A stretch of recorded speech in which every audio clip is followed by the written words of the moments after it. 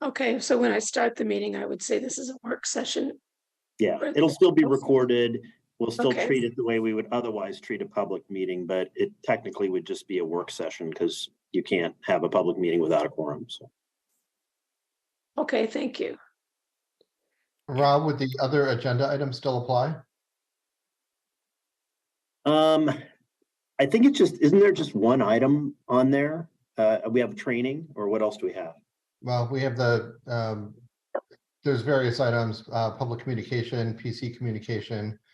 We have a director's report. Those are all listed agenda items. Yeah, normally we don't have public input at a work session. So that probably doesn't fit well if we don't have a quorum. Educational items, training items are entirely appropriate for a work session rather than a public meeting. So I'd be kind of uncomfortable with taking a public comment because we don't have a quorum here to listen to it. And one other question, if this is a work session, do I announce that it's being called to order and ask for the roll call? You actually technically don't have to if we don't have a quorum. But why don't we, so what are we up to right now? We have Three. We have 3 in attendance, 3 planning Okay. commissioners. So yeah, okay, so we are pretty far away from a quorum at the moment.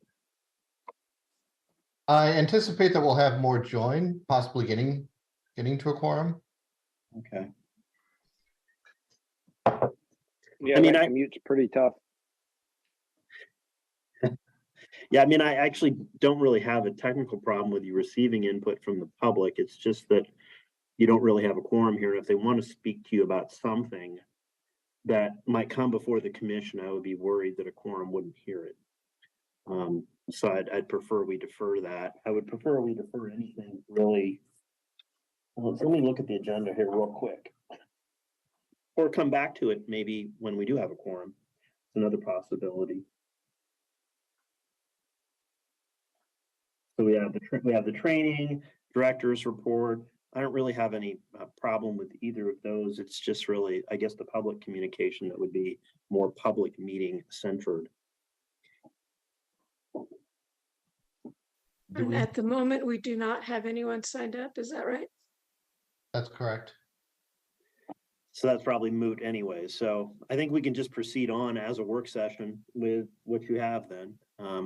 All right. And then if we do develop a quorum, you probably want to announce it if we do develop a quorum. Okay. I'm just wondering, do I call to order or do I simply announce we're starting? Either one is fine with you, and we can Yeah. take you can take a roll call if you want. Okay. It's not necessary, and then we can just add to that roll call for folks Okay. to show up if you'd like. All right. I just want to clarify also that we do have a director's report. Is that something that? Yeah, I don't have a problem with that because that's just really, it's a one-way communication. And really anybody, any member of the public, anybody could hear that really at any time. Because Aaron does such a great job anyways with that. So I was going to say, everybody wants to hear that part. All right, here we go then. I'm concerned with one way. I want to respond to the director. You're welcome to respond. just Good keep afternoon. in mind, it's work session. And so there's no Yes. motions, there's no actions, there's none of that. Right. All right. Good afternoon, everyone. I'm Deborah Lockwood, Chair of the Washington County Planning Commission. It's April 5th, 2023, and today's work session of the Planning Commission is called to order.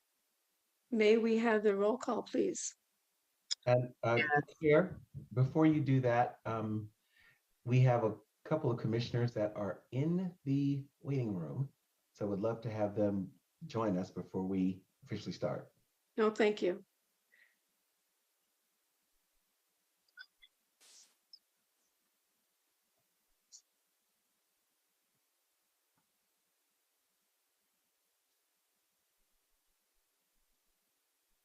Yeah, I see Morgan and Joe. Okay. May we have the roll call, please? Yes. Commissioner Fry, Commissioner Fry, Hi, sorry, it was just connecting there. I'm here. okay, thank you. Commissioner Havner,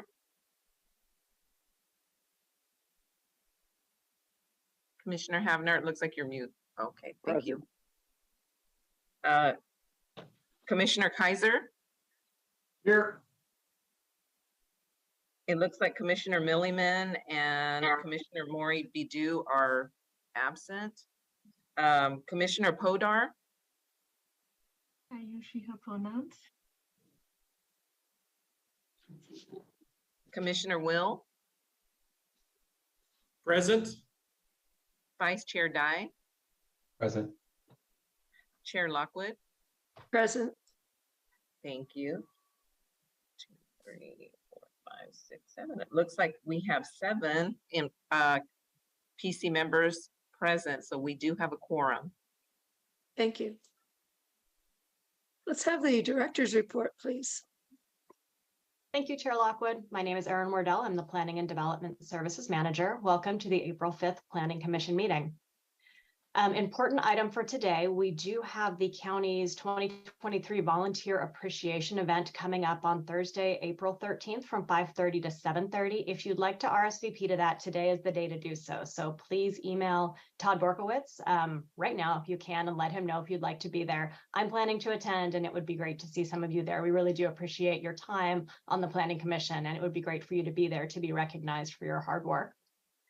Another update based on our recent conversation about some issues around compensation and what the county is doing around equity, we have invited the county's Chief Equity Officer, Latricia Tillman, and the county's Community Engagement Manager, Amanda Garcia Snell, to our next Planning Commission meeting. So they will be here to give us an update on all of the work that their office is doing, and we're really excited about that opportunity. We also understand a lot of topics of conversation around the Oregon legislature, and there's been a lot in the news that relates to planning. And so our county's government relations manager, Erin Doyle, will be joining us for our May 17th Planning Commission meeting. So we have a lot of meaty sessions coming up with lots of information for you. Quick update on ordinances. The board did have a hearing on March 21st on Ordinance 882, the TSP amendment relating to the extension of Tile Flat Road. The board decided to continue that hearing again, and so we've continued it out until October 24th.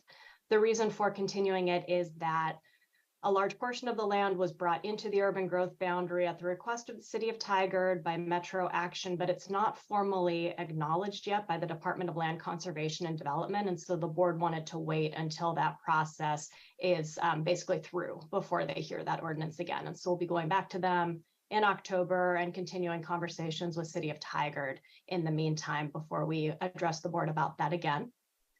And then the last update that I wanted to share is that we have a planning project underway right now for the Council Creek Regional Trail, which is a future 6.5-mile trail on an old rail line connecting the Hillsborough downtown Hatfield Max station to Pacific University in Forest Grove through the city of Cornelius. So we're currently in the design phase for that project, and we'll be starting construction within the next couple of years. We received federal funds for that project. So we will have an online open house launching at the end of next week. We'll be sure to share that information out with the Planning Commission so that you all can take that survey and share it. It's a really exciting project that many of us are really looking forward to seeing actually on the ground in the next few years. So for our upcoming meetings, or actually for today's meeting, we have our training from the Fair Housing Council of Oregon. This is a really interesting event, and I'm happy to be here for it.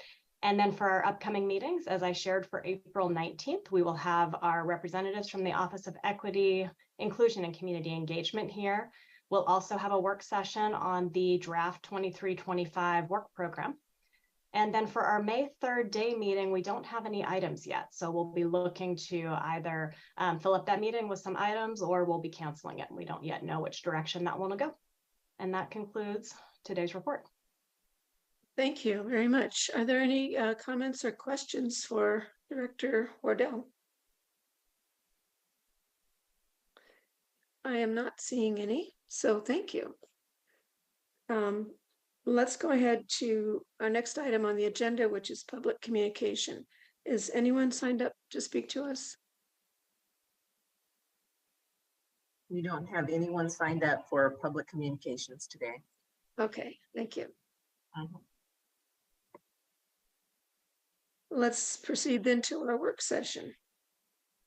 Fair Housing Council of Oregon training. And who is leading that?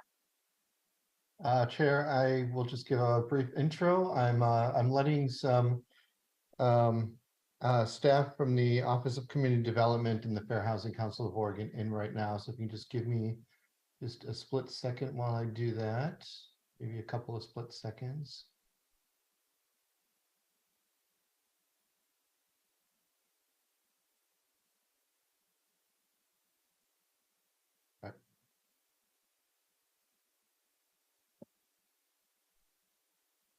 All right, so yes, I'm Todd Borkowitz, Associate Planner in Community Planning with the Department of Land Use and Transportation, and I'm here to introduce the sole work session topic for today, a training by the Fair Housing Council of Oregon.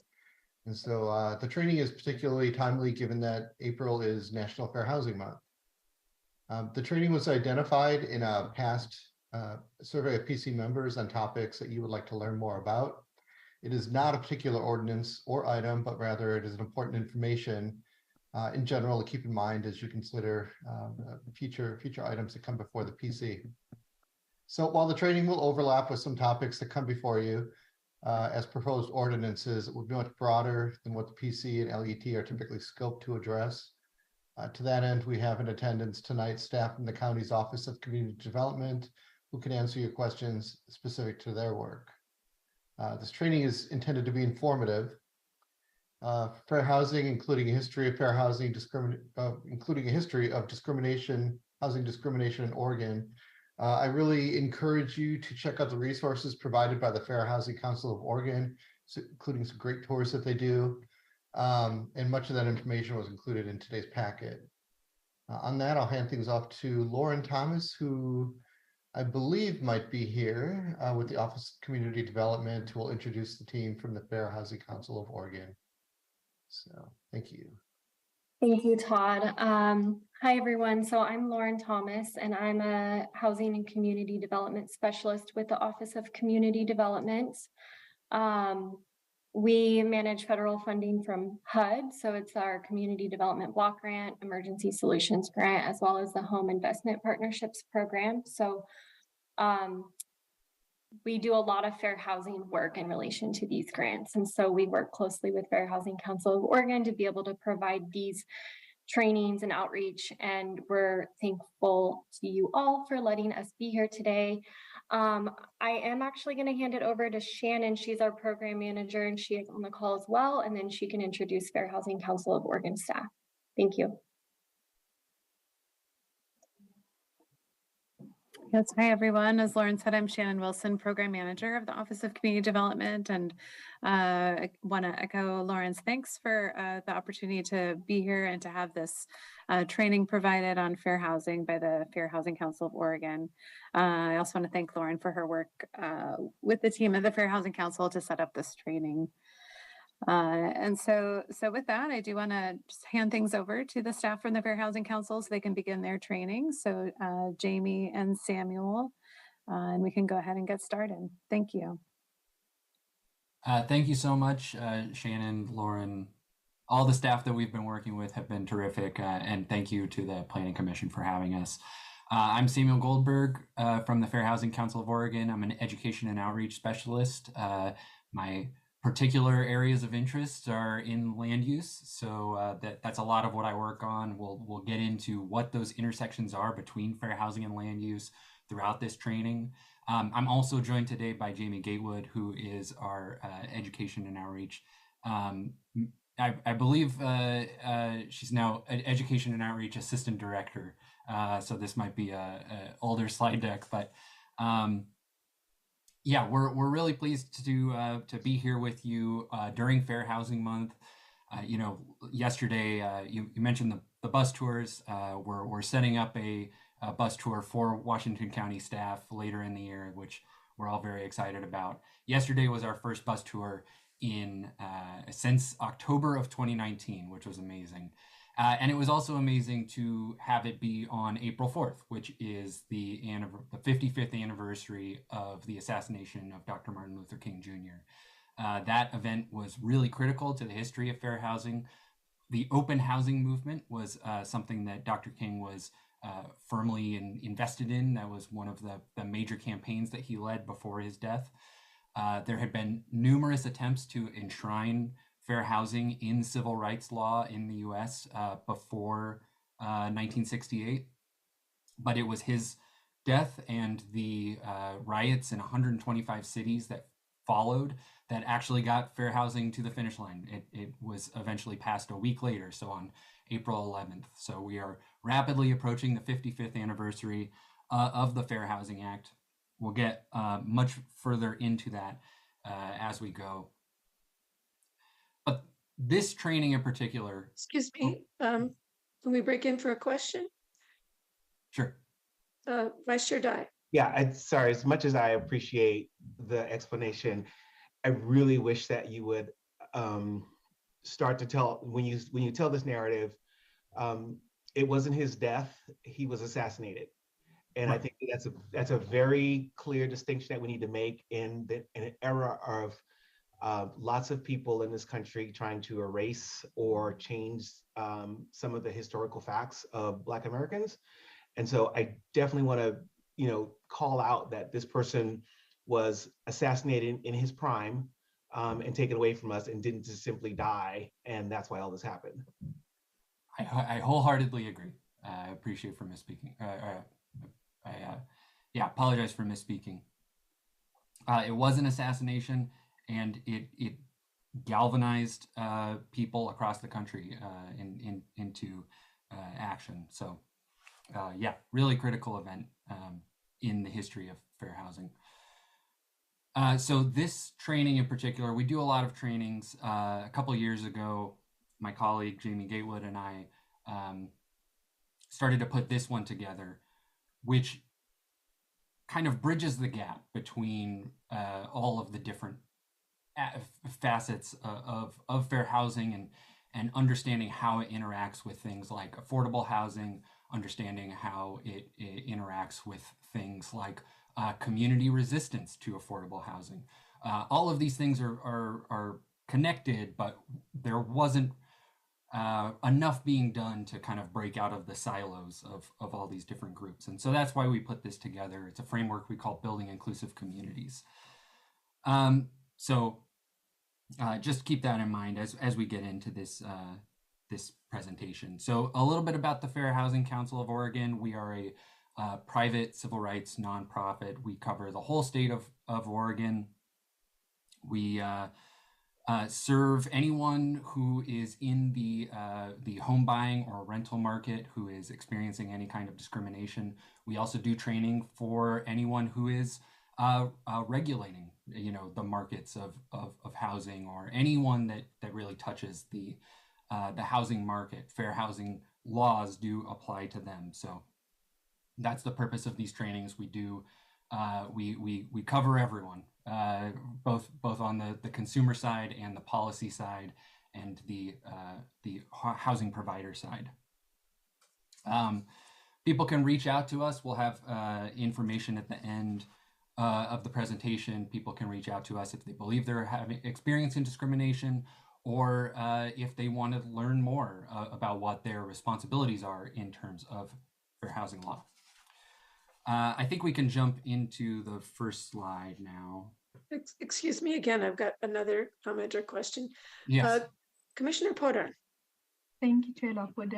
Thank you, Samuel, for that. I also want to just put it on record for communities that will listen to this presentation someday, and for the county, that while we have all of these protections in place for fair housing, communities of color, communities at intersections of discriminatory practices continue to experience harm, even currently, because for a lot of people, they are so tired of being traumatized that they just allow it to happen to them continuously, because they are just lost. And even getting access and support to reach these places, to I'm going to say it again.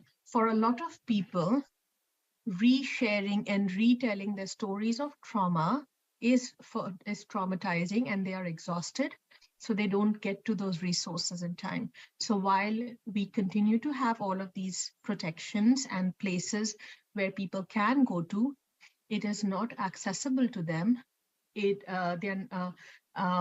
And protections are there, but we have not been able to alter people's mindsets. So harm continues to happen despite protections being in place.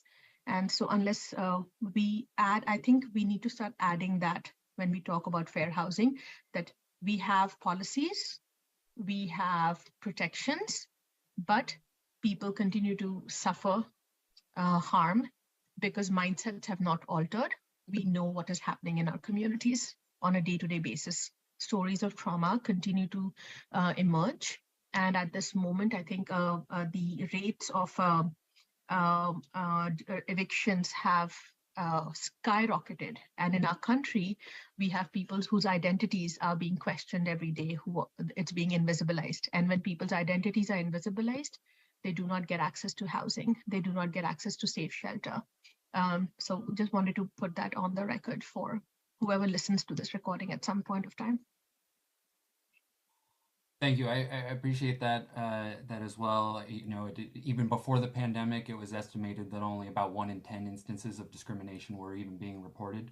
So yes, that is definitely a role that we really try to play is to make the process of reporting more accessible.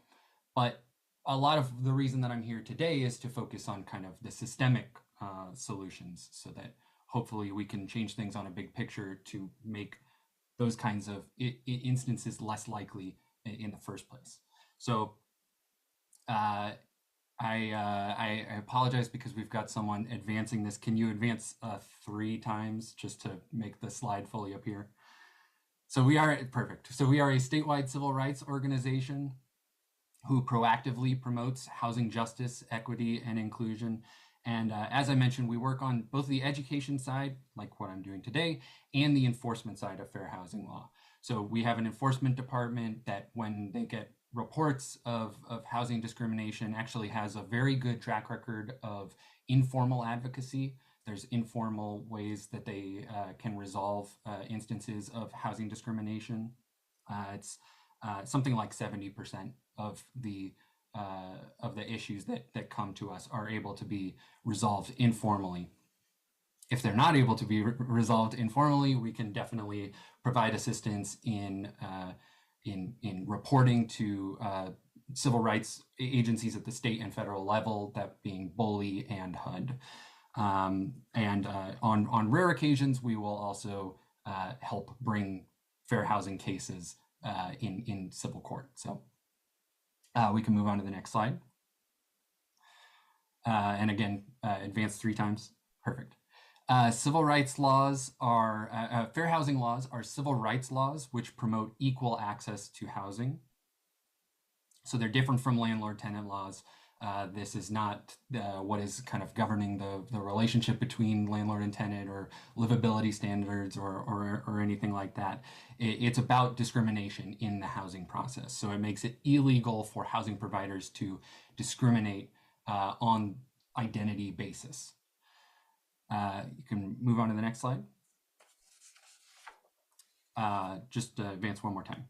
So for the purpose of fair housing law, discrimination in this case means treating a person differently in any housing transaction because that person is a member of a protected class. So advance again. So what is a protected class? Well, we're all members of protected classes. If we could advance through this slide. So at the federal level, the protected classes are race, color, national origin, and religion. Those are the original 4 in the 1968 Fair Housing Act. In 1974, sex was added as a protected class. At the time, that meant sex at birth. Today, that definition has been expanded to also include gender identity and sexual orientation. In 1988, familial status, that means families with children under 18, was added as a protected class. And also disability was added as a protected class. And then we can advance again. Or in Oregon, we have some additional protected classes. Those are marital status, source of income. That was a pretty significant one in 2014.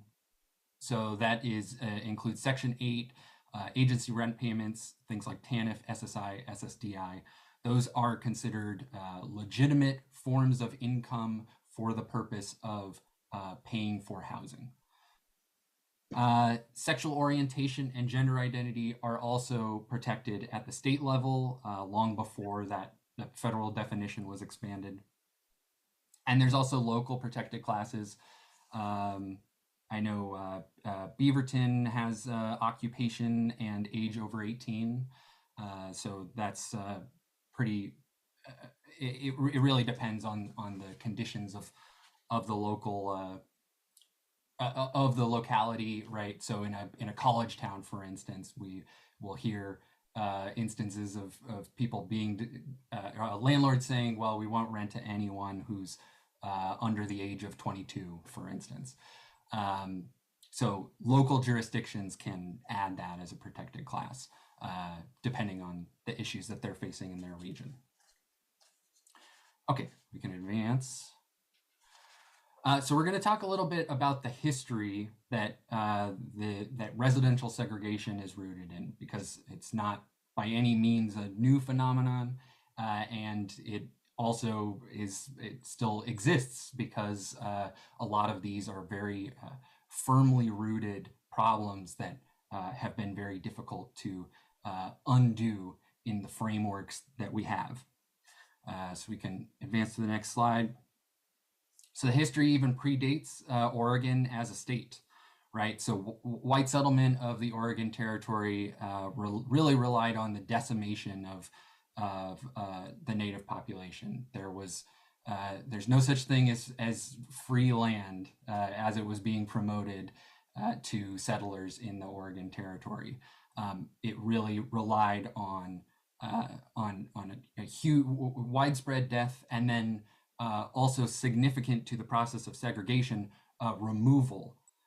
So you can think of the reservation system as kind of that the first time that the federal government engaged in an act of segregation, right? They're saying where people can live based on their backgrounds, based on their identity or nationality. And then following that, you have the Donation Land Act of 1850. It gave 320 acres to single men, 640 acres to married couples.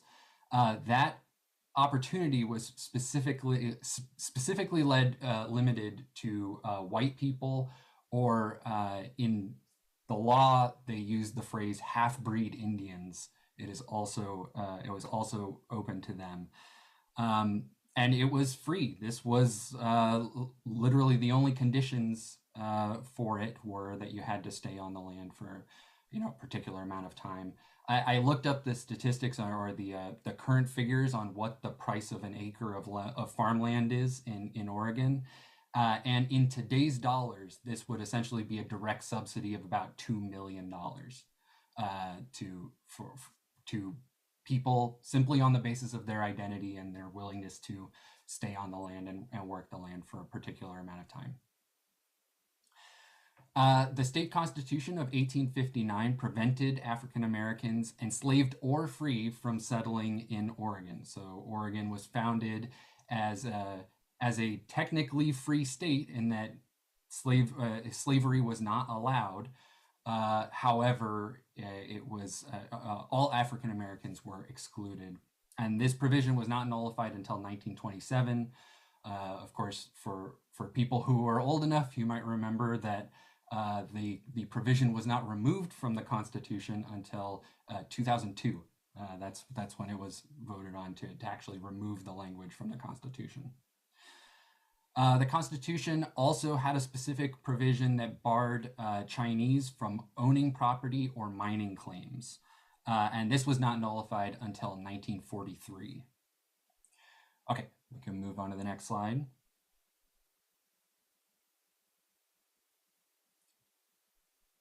Can we move to the next slide? Okay, thank you. Now, all of that being said, Oregon is founded as this very exclusionary state.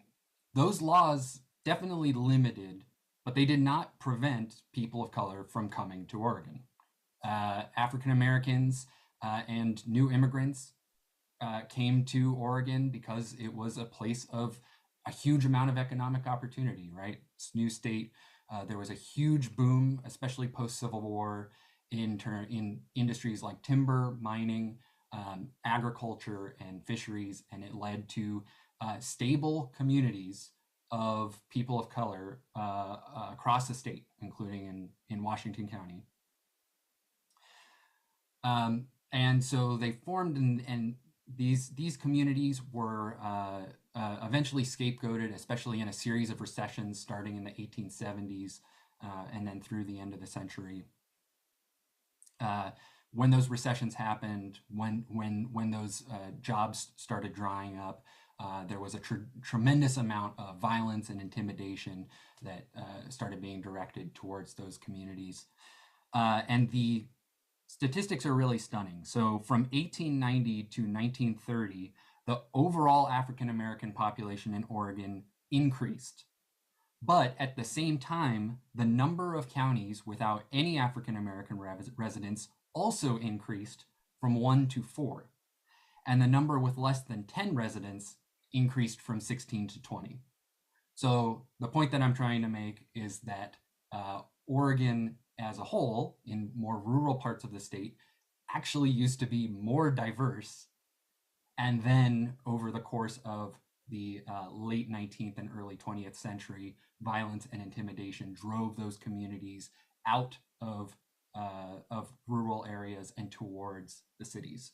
And as is perhaps best exemplified by the existence of sundown laws. Sundown laws were not unique to the South. They very much existed in Oregon as well. These are laws which said that if you are African American or in some cases Asian, you cannot be out after sundown in this particular town. It's usually not something that's written. It's an informal policy, or it'll be posted on signs somewhere. And there's definitely evidence that these laws existed even into the 1960s and 70s. Okay, we can move on. So this was not just actions of private individuals. We also see it at a kind of institutional level in the early 20th century. So we have things like restrictive covenants. These were provisions written into the deeds of housing that prevented the owner of real estate to sell or transfer property to non-whites. So these agreements would be honored by real estate agents, and until 1948, they were enforceable by the courts. So the courts could send the sheriff or send the sheriff's office to enforce these types of things if there was an attempt to sell or even rent to a non-white person, if there was a provision in the covenant, in the deed to the house that said that was not allowed. So the Supreme Court in 1948 declared them legally unenforceable, but they still remained effectively enforceable by private parties, right? This was considered, well, this is just now part of contract law. Real estate agents still honored and acknowledged these restrictions. Banks would honor and acknowledge these restrictions.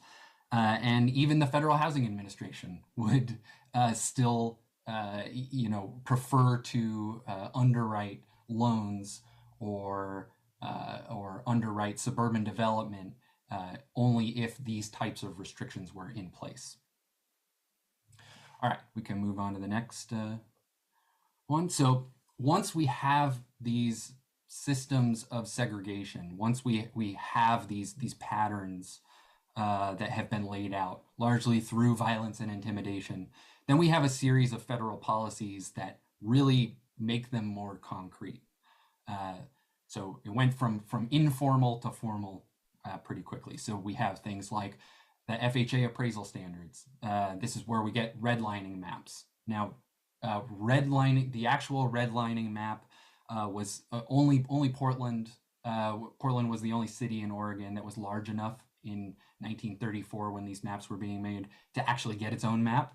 But the dynamics still held true, especially in larger areas like Washington County at the time.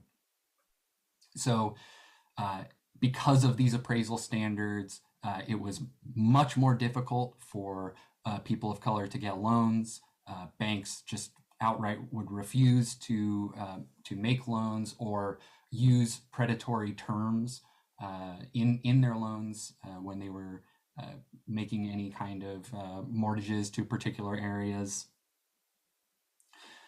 We have the VA loan policies, right? The GI Bill opened up housing opportunity to millions of returning American soldiers, but the same restrictions very much applied as the standard FHA loans as well.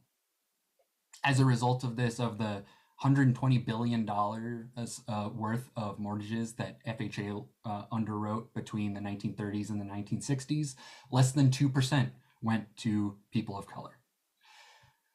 And then moving into the 1950s and 1960s, we have urban renewal policies, or as it was called in places like Portland, Negro removal.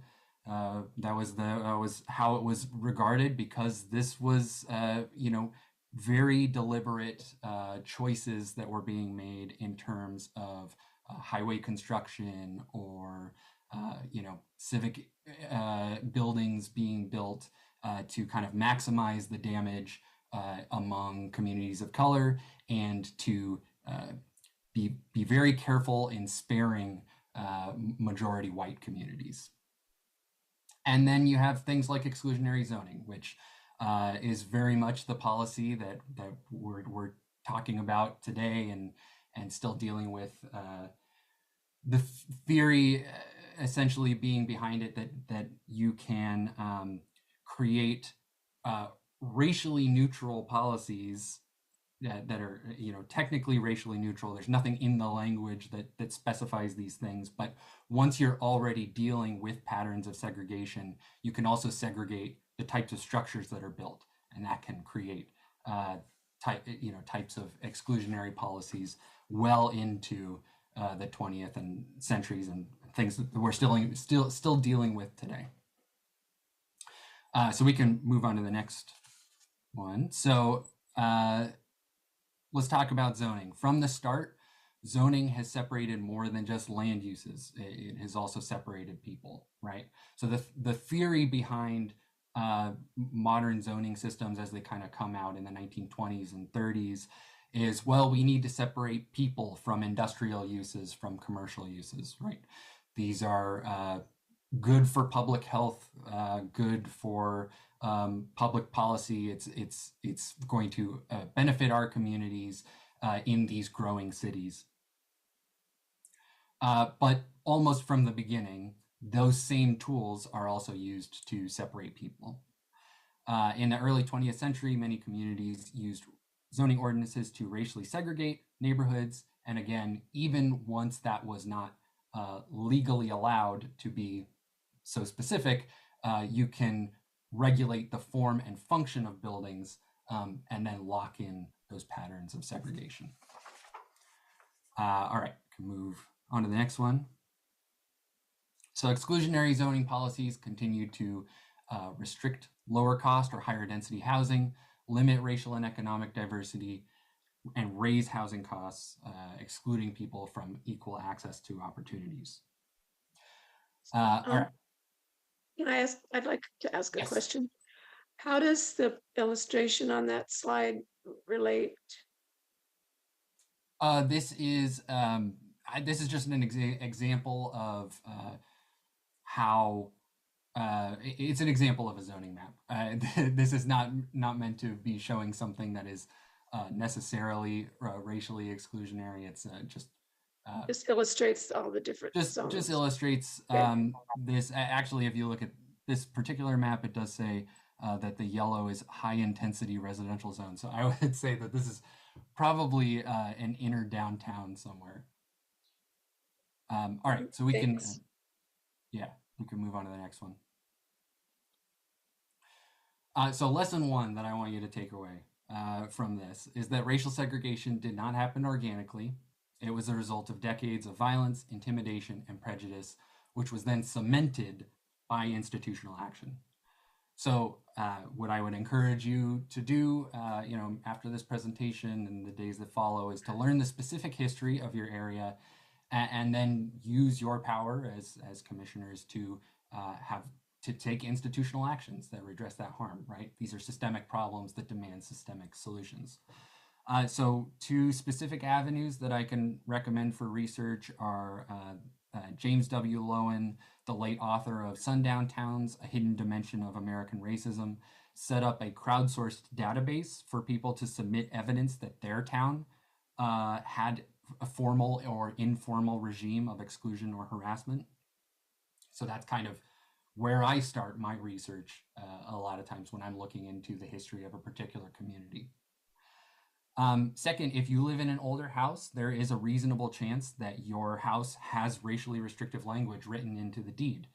In 2018, the Oregon State Legislature streamlined the process for removing racial covenants from your deed. However, I think it's also important to not bury that past again once it has been removed.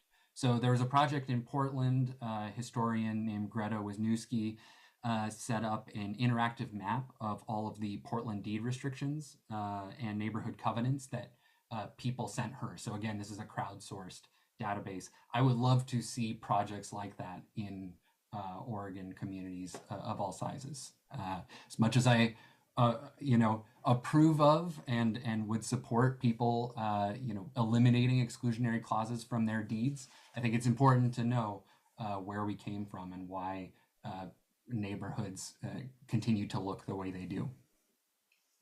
All right, we're going to move on to the next section here. Hey, Sam, one Yes. more thing that I wanted to mention about restrictive covenants is the Central Oregon Black Leaders Assembly. You can look them up on our website. They have their own website.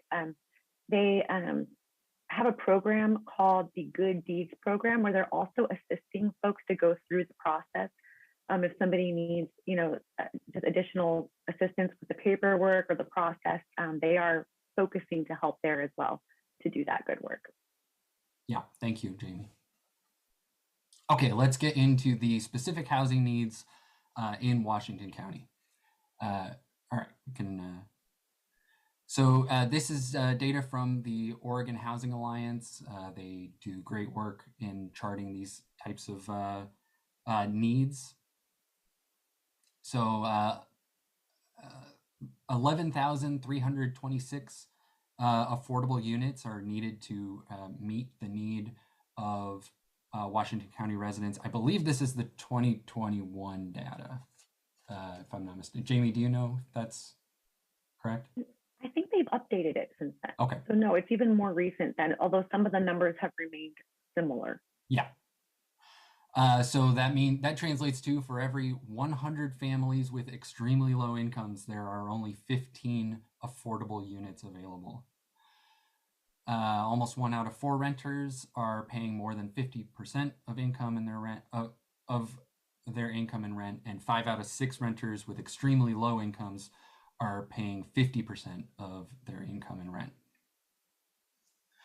All right, can move on to the next slide. And this shows, who is going to be most impacted by this. People with fixed incomes, right? Fixed or extremely low incomes. This shows, what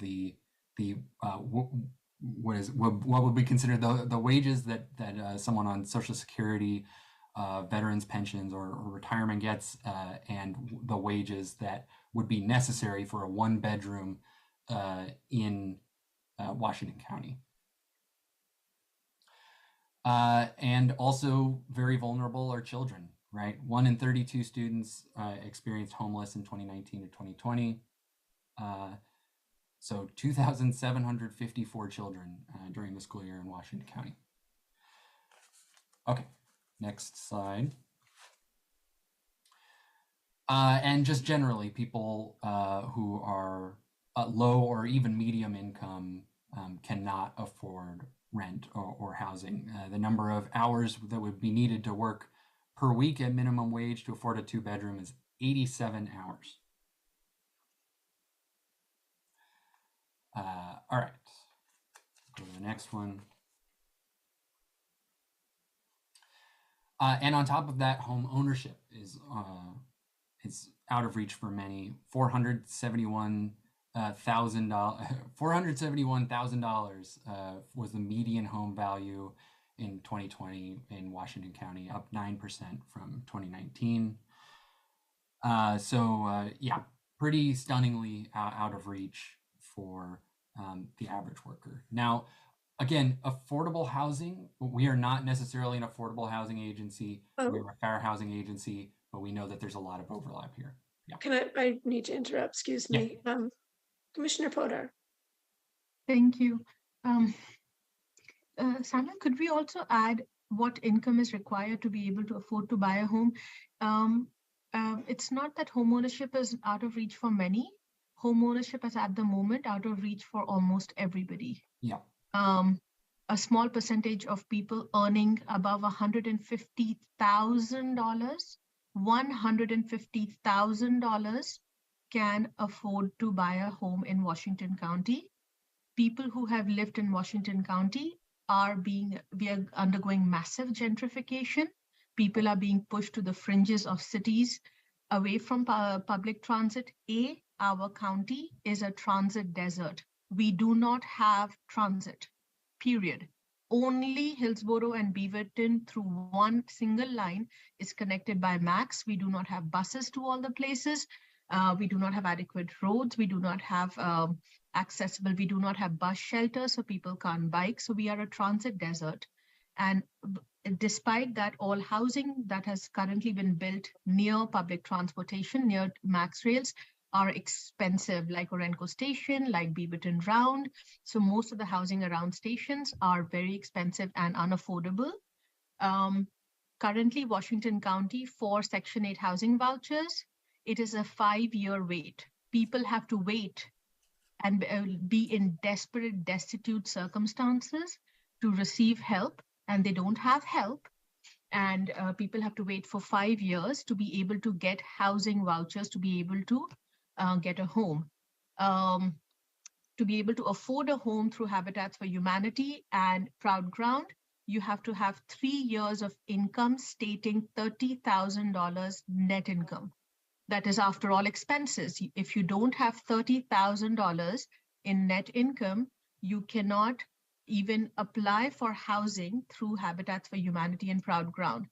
So the situation of housing for communities is desperate and dire, and we are not even, let's say we're not even 2% into the race to address housing inequities. And then you add all the intersectionalities of senior, child, communities of color, people who've been discriminated against historically, people who have lost income, people who are dealing with long COVID.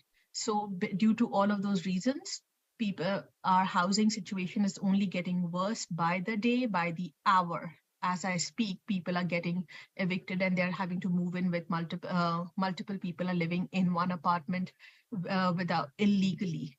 And I'm not talking about the person being illegal that we call or undocumented. I'm talking that they are not able to show that they are living in these places, because according to our laws, only a certain number of people can live in a certain housing situation. So people are being forced to live like that. So all of this data looks it's very colorful, it's very pretty, but the situation when we actually start working with communities, they are dealing with trauma every single day. They're dealing with mental health issues because they do not know whether they'll have a shelter over their head. So that is the reality. I think the numbers that we need to start adding to these slides are how many people are dealing with health issues due to the uncertainty of shelter and food over their heads and food in their stomach. That would help a lot. But people, since 73% of our country earns less than $60,000, you can imagine that when our housing price is $471,000, who is earning? And Washington County is lacking, and it is non-visionary about ensuring equitable housing for communities. Yeah, thank you. I think it's kind of why I lead with the historical aspects, because when you're in this kind of situation, any inequities that already existed are going to be amplified, right? That gap is going to keep growing. If you don't have access to intergenerational wealth, if you don't already come from a long line of home ownership in your family, then you're going to be much less likely to be able to own a home yourself. So those gaps expand almost exponentially when you're in that situation. Yeah. One more. Yes, Sorry, go just ahead. one last thing to add, that people still have to prove, even for rent and for housing, if they're renting, they have to prove 3 times income. So if the average rent is, say, $2,000, they have to prove that they're making $6,000 every single month for 3 months, and it's guaranteed. Only then they are able to access rent. And if they have mortgages, they have to prove that they have $150,000 in income to be able to apply for a mortgage and guaranteed jobs. So if you're a small business owner, if you're a person living with disabilities, if you have any issue, if you've if you're here as a refugee, asylee, if you're a migrant, if you whatever reason, that is not the standard, the norm. People do not have access to. They do not even have access to that housing or to that rental place. So I have a question too.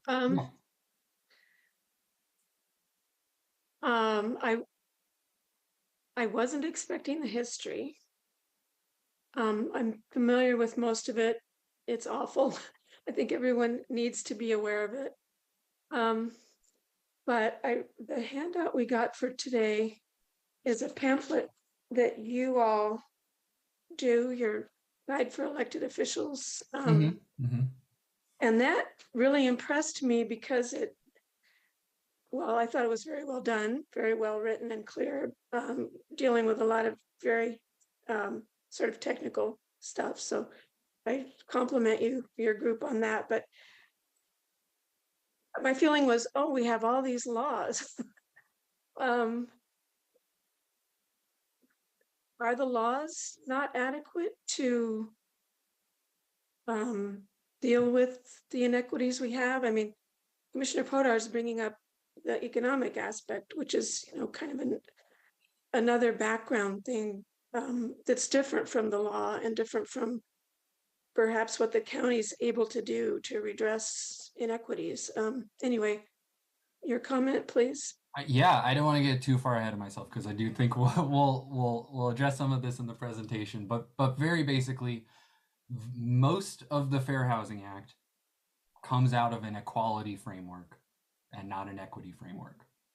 So if there's a history of discrimination and inequality, then those are going to be perpetuated, even if you can put all these other blinders. Again, even if there is perfect compliance with the Fair Housing Act, realtors are doing their job, housing providers are doing their job, everyone knows their rights, then there's still a very good likelihood that any inequities that already existed are going to be perpetuated.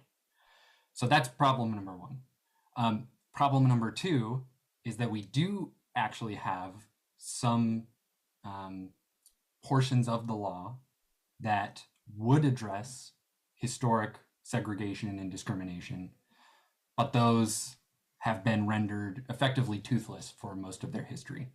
So that's kind of the next section that I'm going to get into. That's affirmatively furthering fair housing. I think that there are some hopeful signs that the state of Oregon is going to inject this into policymaking, and that you as planning commissioners are going to be dealing with this a lot more going forward.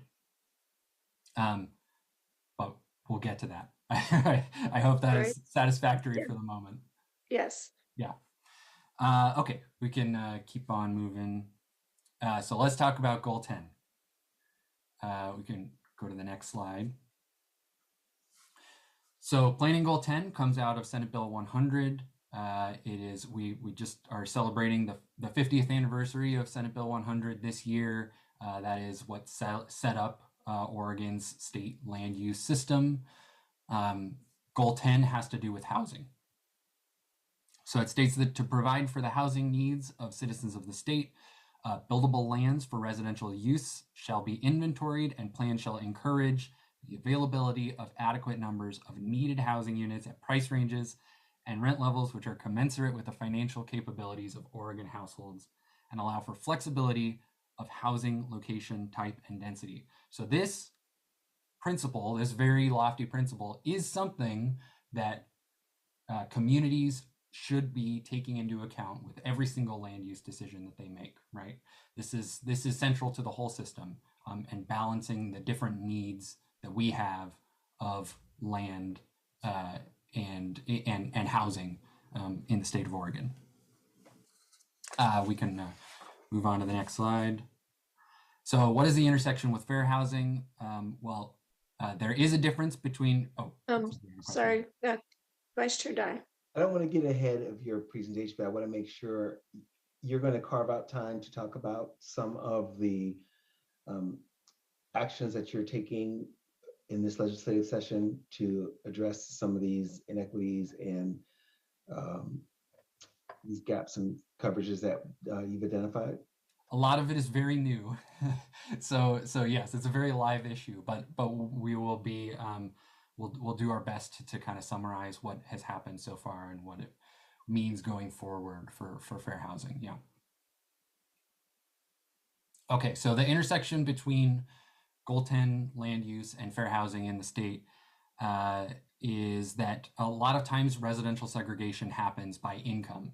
And because of historic inequities, that can have a protected class lens to it, right? So if there are racial or national origin or disability differences in income, which we know there are, then segregating by income effectively segregates by protected class. The housing needs analysis also encourages more housing types, and that continues to be expanded, right? Expanding for different sizes. Different sizes and types of housing are good for people who are at different stages in their life, whether they have disabilities, whether they have children, whether they're older and need accessible housing, right? All of those different types of housing can cover people on a protected class status. And that is being expanded in the current laws as well. What is considered needed housing? Accessible housing is being added to that. Deeply affordable housing is being added to those definitions. So in theory, in these land use processes, it will account for more of what is actually needed by the people who actually live in the community that's being surveyed. Okay, next slide. So House Bill 2003 passed in 2019. There were the two big housing reform bills in 2019 that passed were called House Bill 2001, not to be confused with the House Bill 2001 that was just signed.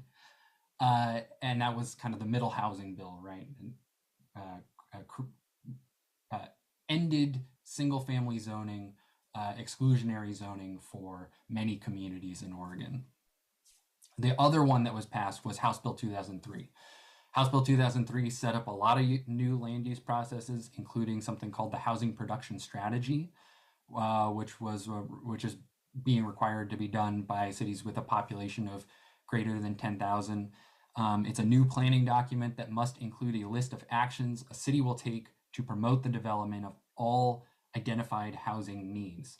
And so it is not necessarily prescriptive on exactly what those will be, although DLCD, the Department of Land Conservation and Development, will have to approve these plans, acknowledge these plans like other planning documents. But I think really significantly, it says the communities have to consider ways to increase specifically accessible housing and affordable housing. Okay, can move on to the next slide. Okay, so lesson 2, and this wraps up my section. Goal 10 means that producing adequate quantities and types of housing which meet the actual needs of current and future residents should be central to every land use decision that jurisdictions make. And I'll hand it over to my colleague, Jamie Gatewood. Madam Chair. Sorry, do we have another question? Chair Lockwood. Yes, please go ahead. I would like to propose a 10-minute break. For some of us, this is a lot of information that's historically traumatic, and I personally would like some time to maybe have it settle in, do a little bit of research on the side, come back with a few more questions. This raised a lot of concerns for me, not only in the information that was presented and sometimes how it was presented. And so I just want a little bit more time to maybe take some time with this before we go into our next presenter. I think that's a reasonable request. Without objection, we will adjourn for 10 minutes.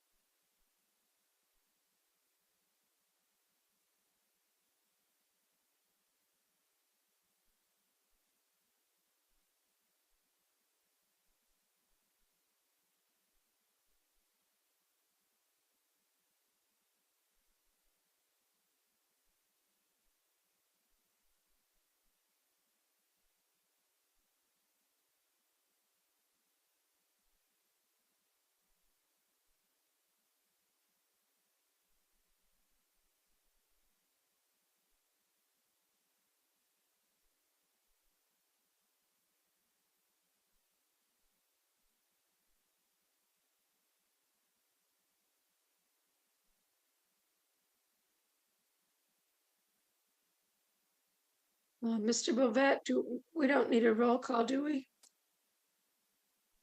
If you're there. I am just got back. No, we don't need another roll call. Thank you.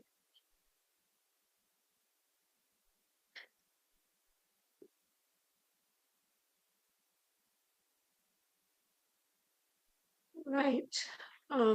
Chair Lockwood, before we get Yep. started again, if I could Yes. suggest that it might be a good opportunity to check in with the group and see if people are comfortable continuing. Thank you for that suggestion. So those who are back, would you please turn on your camera so we know you're here? Maybe we could actually have staff take down the slide for just a minute, and then we can come right back to it. If that might be a good way to facilitate the conversation. Thank you.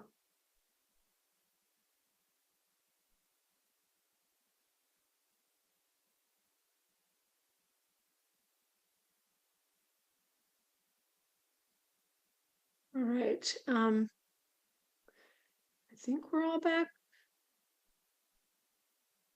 Do commissioners feel ready to continue this presentation today? Are there any comments about that?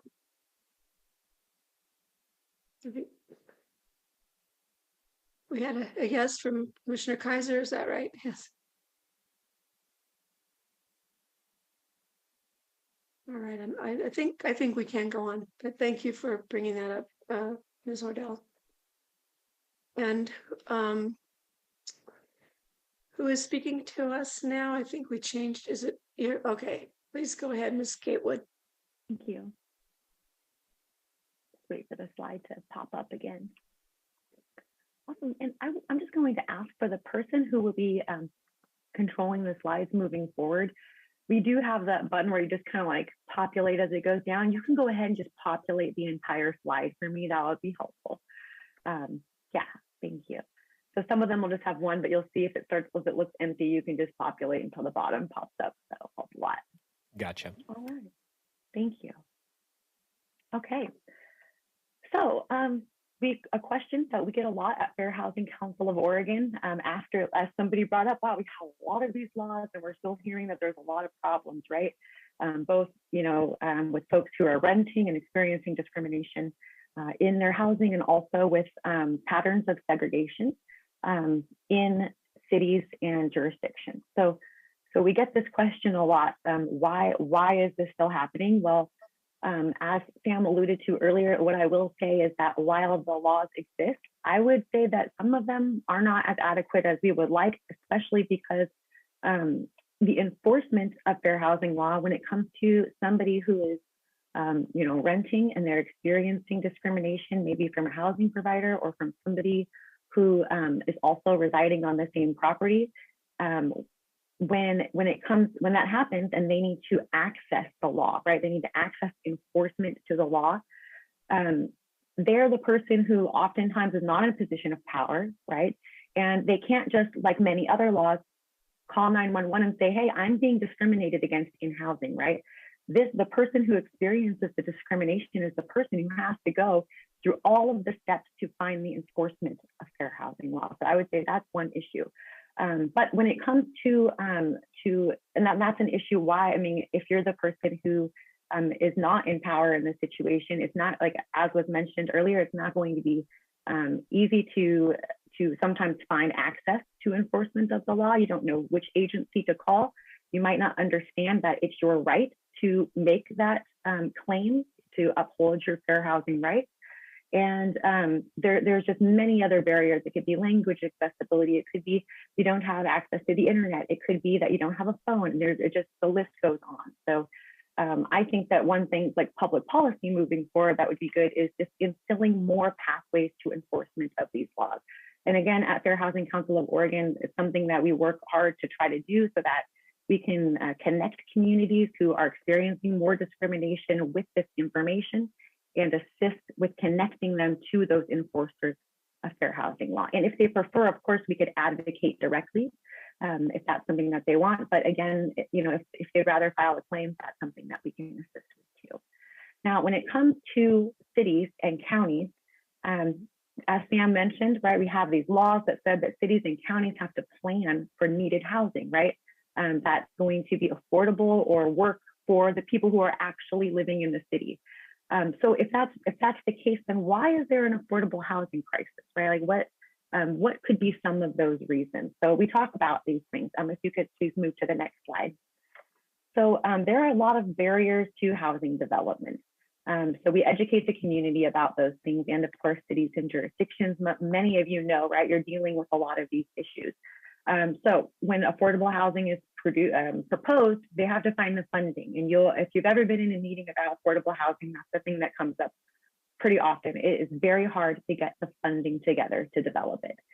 There's a great tool that was put out by the Urban Institute, and where you can actually go onto the website that they've created and try to make affordable housing affordable. You can do a little experiment and see what happens when you have different funding streams, and then with all the requirements, put that together and see what does it actually look like to get that funding together. So we educate communities about the tax credits that are available to cities, like the low income housing tax credit and the Oregon affordable housing tax credit, so that they can have access to some money that makes it easier to put together affordable housing.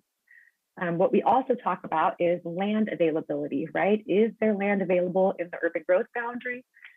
Sometimes, uses can be changed for different portions of land, and that can help. But it can be a problem when you're trying to find that land that's needed. So Senate Bill 8 was passed, and it required local governments to allow development of certain affordable housing on lands that were not zoned for residential uses. So this is something new and great that happened. And what it means is that affordable developments can be allowed on publicly owned land that's zoned for commercial use, or if it's owned by a religious organization. And that means that local jurisdictions won't be forced to require the developer to apply for a change in zoning or a conditional use permit in those situations. And what that can mean is that it takes a lot more time and money to get it done. So House Senate Bill 8 kind of helped to shift things so that, again, if it's publicly owned land or commercial use land or land owned by a religious organization, then the folks who are building the affordable housing have to go kind of through less steps to make that happen. And it also, yeah. But when was Senate Bill 8 passed? Oh, Sam, do you know the answer? Yeah, I believe that was in the 2021 session. Awesome. So that Thank really you. hasn't had time to change much. It's new, yeah. Yes, it's But new. we're hoping that it will help in the long term to create more affordable housing, because there's easier pathways to get to it, we hope. Right. Thanks. And as time goes on, I'm sure that they will find the shortcomings, right? Like there might be things that need to be switched over time to make sure that it's, that the policies and procedures are equitable and that they're actually doing what the legislators intended. So, because as we know, as time goes on, sometimes those issues come up and then they need to be changed. But today, what we're talking about is inclusive communities. And one of the biggest barriers that we see to new housing, affordable housing, denser housing, missing middle housing is community acceptance issues, also known as NIMBYism. So we can move to the next slide, please. So discrimination against new housing development, as many of you probably know, is really, really common. A term has even been coined to describe it, which is NIMBYism. Now you've probably been hearing it for a while, and it stands for not in my backyard. So FHCO works to break down some of the misconceptions around needed housing types to combat NIMBYism. And it's important to educate community members about new housing to try to, so that folks can learn more and hopefully become more supportive of it. So the biggest concerns, well, a little bit back from there. So what we know about the not in my backyard attitude is that it's coming from fear And it's fear about who might live in housing developments that are being proposed and how that housing might affect the neighborhood. But what we know is that the misconceptions about needed housing types today have been found to be largely untrue. The Department of Housing and Urban Development has great tools on their website to help to combat this kind of thinking. And we use those tools and other research to educate the community. So the biggest concerns that we hear about are concerns about what affordable options will look like, right? People are worried that it's going to change the look of the neighborhood. But what really surprises community members, and it's important, I think really important for not only developers of affordable housing, but cities and jurisdictions who are trying to promote this kind of development to educate communities around, is that a lot of community members are surprised that builders of affordable housing have to follow all of the same rules and comply with the same restrictions on design and construction as any other market rate development. So developers of affordable housing or denser housing types, they don't just get a free pass to build any way they like. They're held to all the same standards as new developments, and people have a very antiquated thinking around affordable housing because in the past, it wasn't built well and there were different kinds of standards, but now it's been for a long time that hasn't been the case. So it's important to educate the community around that. And it helps to, again, combat that kind of thinking. What about fears about effects on nearby property values? So there is a great study that was done by the Journal of Planning and Literature. And it's a review of 17 academic studies that occurred over 40 years regarding the impact of subsidized housing on neighborhood property values. And the big takeaways that the author concluded were housing that was acquired and rehabilitated as affordable housing actually had a really positive effect on nearby property values. And the other big one is that subsidized housing had no effect on nearby property values when it was sited in healthy and vibrant neighborhoods and when it was dispersed, when it had responsive and reasonable management. And negative effects on property values were more likely to occur when affordable housing was clustered and located in declining neighborhoods. So what this means is the affordable housing is not the cause of any kind of crime rate. It has to do with the neighborhood where the housing is being built. So that a big part of what we're talking about today is desegregating neighborhoods, not only on by racial lines, but by socioeconomic lines, by housing types, so that folks have opportunities to live in all neighborhoods where they have access to the kind of amenities and opportunities that they want, right? So it could be great schools, great jobs. It could be better food. It could be, as was mentioned earlier, more transportation if they want to live in an area that might be, have access to these kinds of really important amenities for a community. What about fears of increased crime? Well, researchers agree that high crime rates, again, that are in areas with a lot of public housing are not due to the housing itself, but more likely to the lack of opportunity in the area that the housing is built. And I'll go over this more later, but what ends up happening is a lot of more denser housing types like multifamily housing is often all zoned in one area of town that is already historically has less resources, right? And so if we're just going to continue that pattern, then yeah, all the affordable housing is going to be in neighborhoods that maybe don't have as many resources.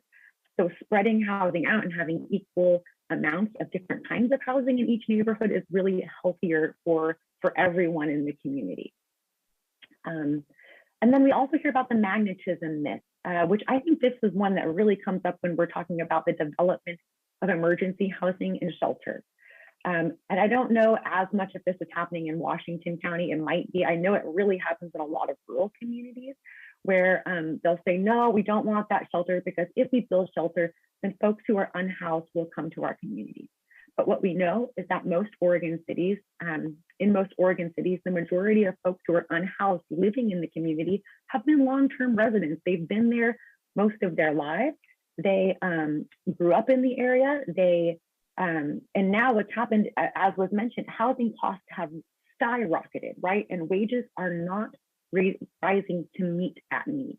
And so as a result, a lot of people have become unhoused and the number is just going up.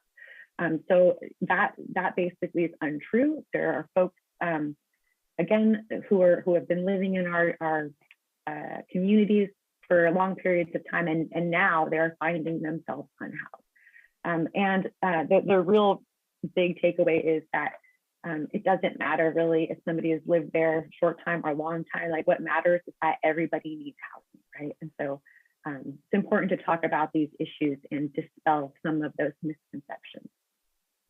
And we'll go to the next slide. So when we're talking about attitudes of not in my backyard, right, it's important not to just talk about what it is, but how these attitudes can, oh yes, thank you. Excuse me, we have a, yes, please go ahead, Commissioner Podar. Thank you, Chair Lockwood.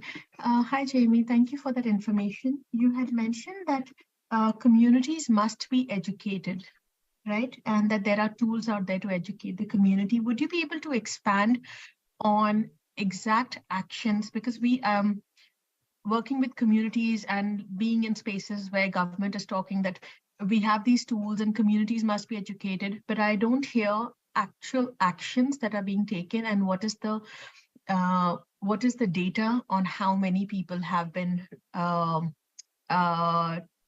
how many people have been reached and what level of education has been done? So would you be able to expand a little, if you have the information on what actual actions have been taken, which communities and how many people we have reached through those, by using those tools that are available? Thank you. Yeah, that's a really great question. I would say, like, as far as quantitative data on that, I would love to see it. I could probably pull up how many people that we have trained in the state, over the last couple of years when it comes to not in my backyard attitudes and, kind of some ways to dispel that thinking. But I think what needs to happen is a lot more of that education needs to happen. And I think that there are some tools that I mentioned. HUD has some good ones.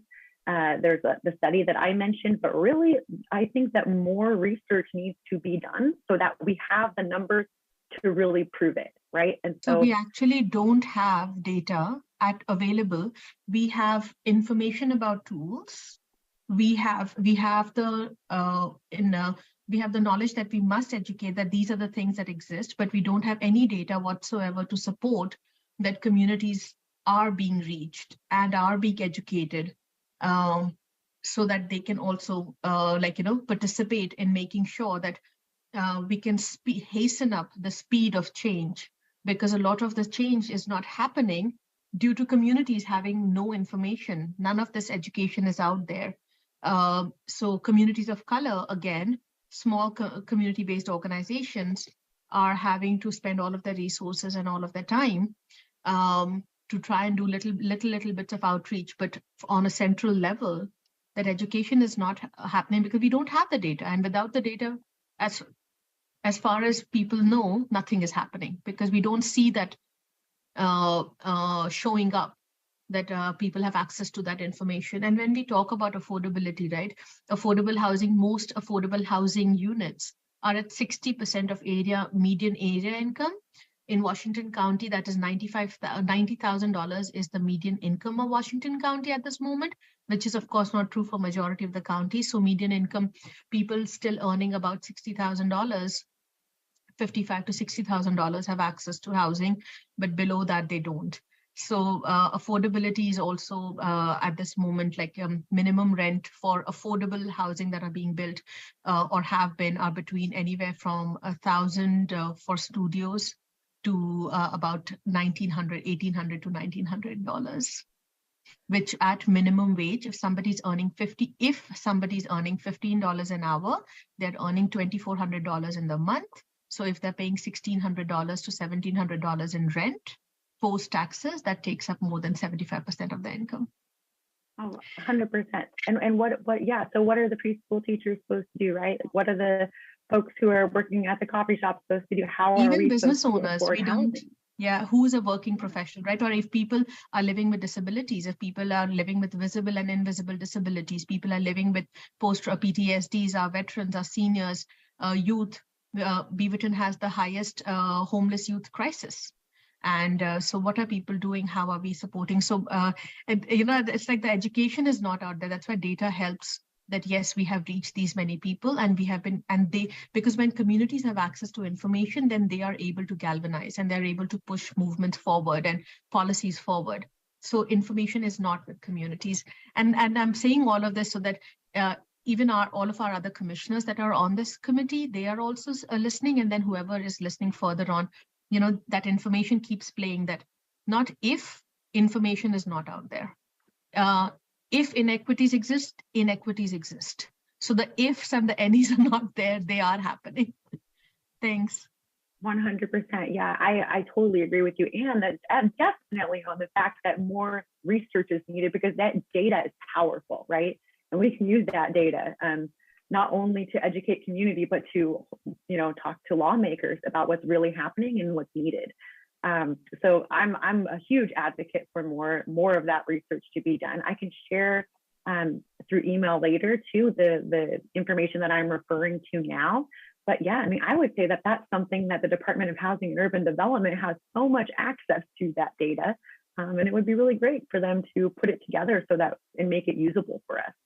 Yeah, and more is needed. Also, the city of Medford just came out with this toolkit too that I felt was it actually touched really like heavily on NIMBYism, and it's a toolkit to promote affordable housing.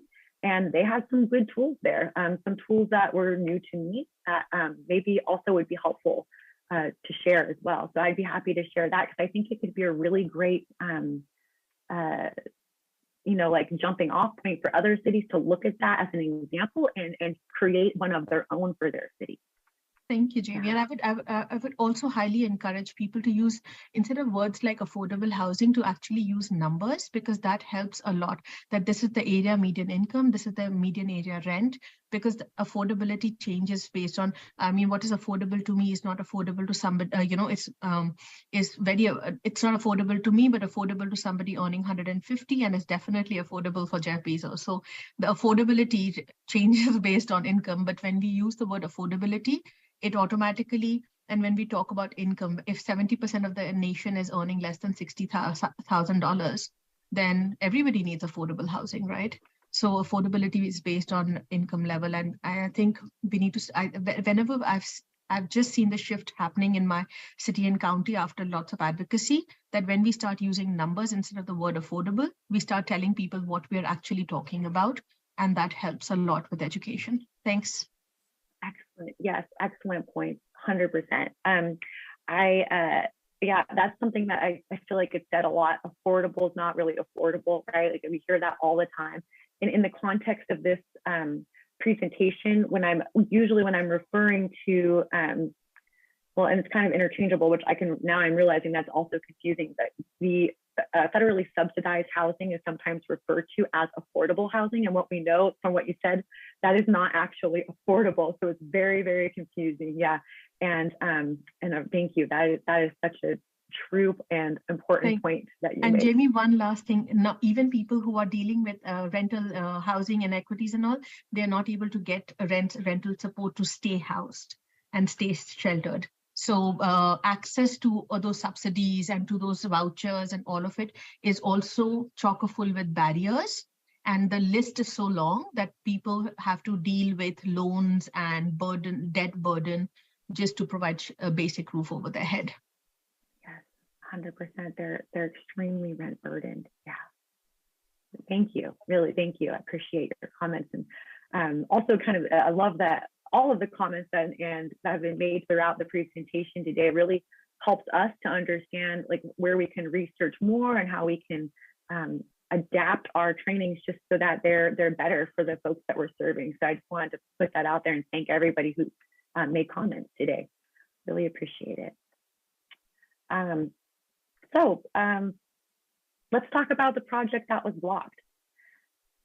So this one is an example out of Grants Pass, Oregon, where a much needed project was blocked by this kind of thinking, this kind of not in my backyard attitude. So here's what the story was.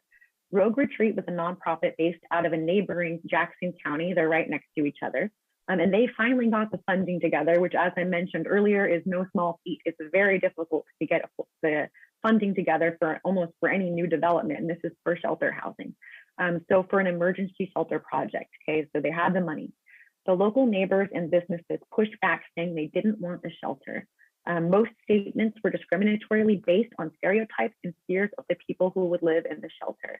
This is and it's a clear example of othering what happened. At first, the city council would not approve the project because of the community pushback, but later, after there were more talks with Rogue Retreats, that's again the nonprofit who was trying to build the shelter, they finally agreed to allow the shelter. But then after local businesses and neighbors put pressure on the owner of the property, they then pulled out of the deal and it ultimately killed the project.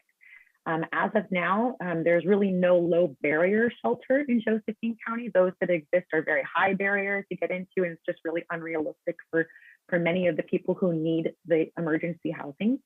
And the last point of time count found that there was 1,422 unhoused people living in that county.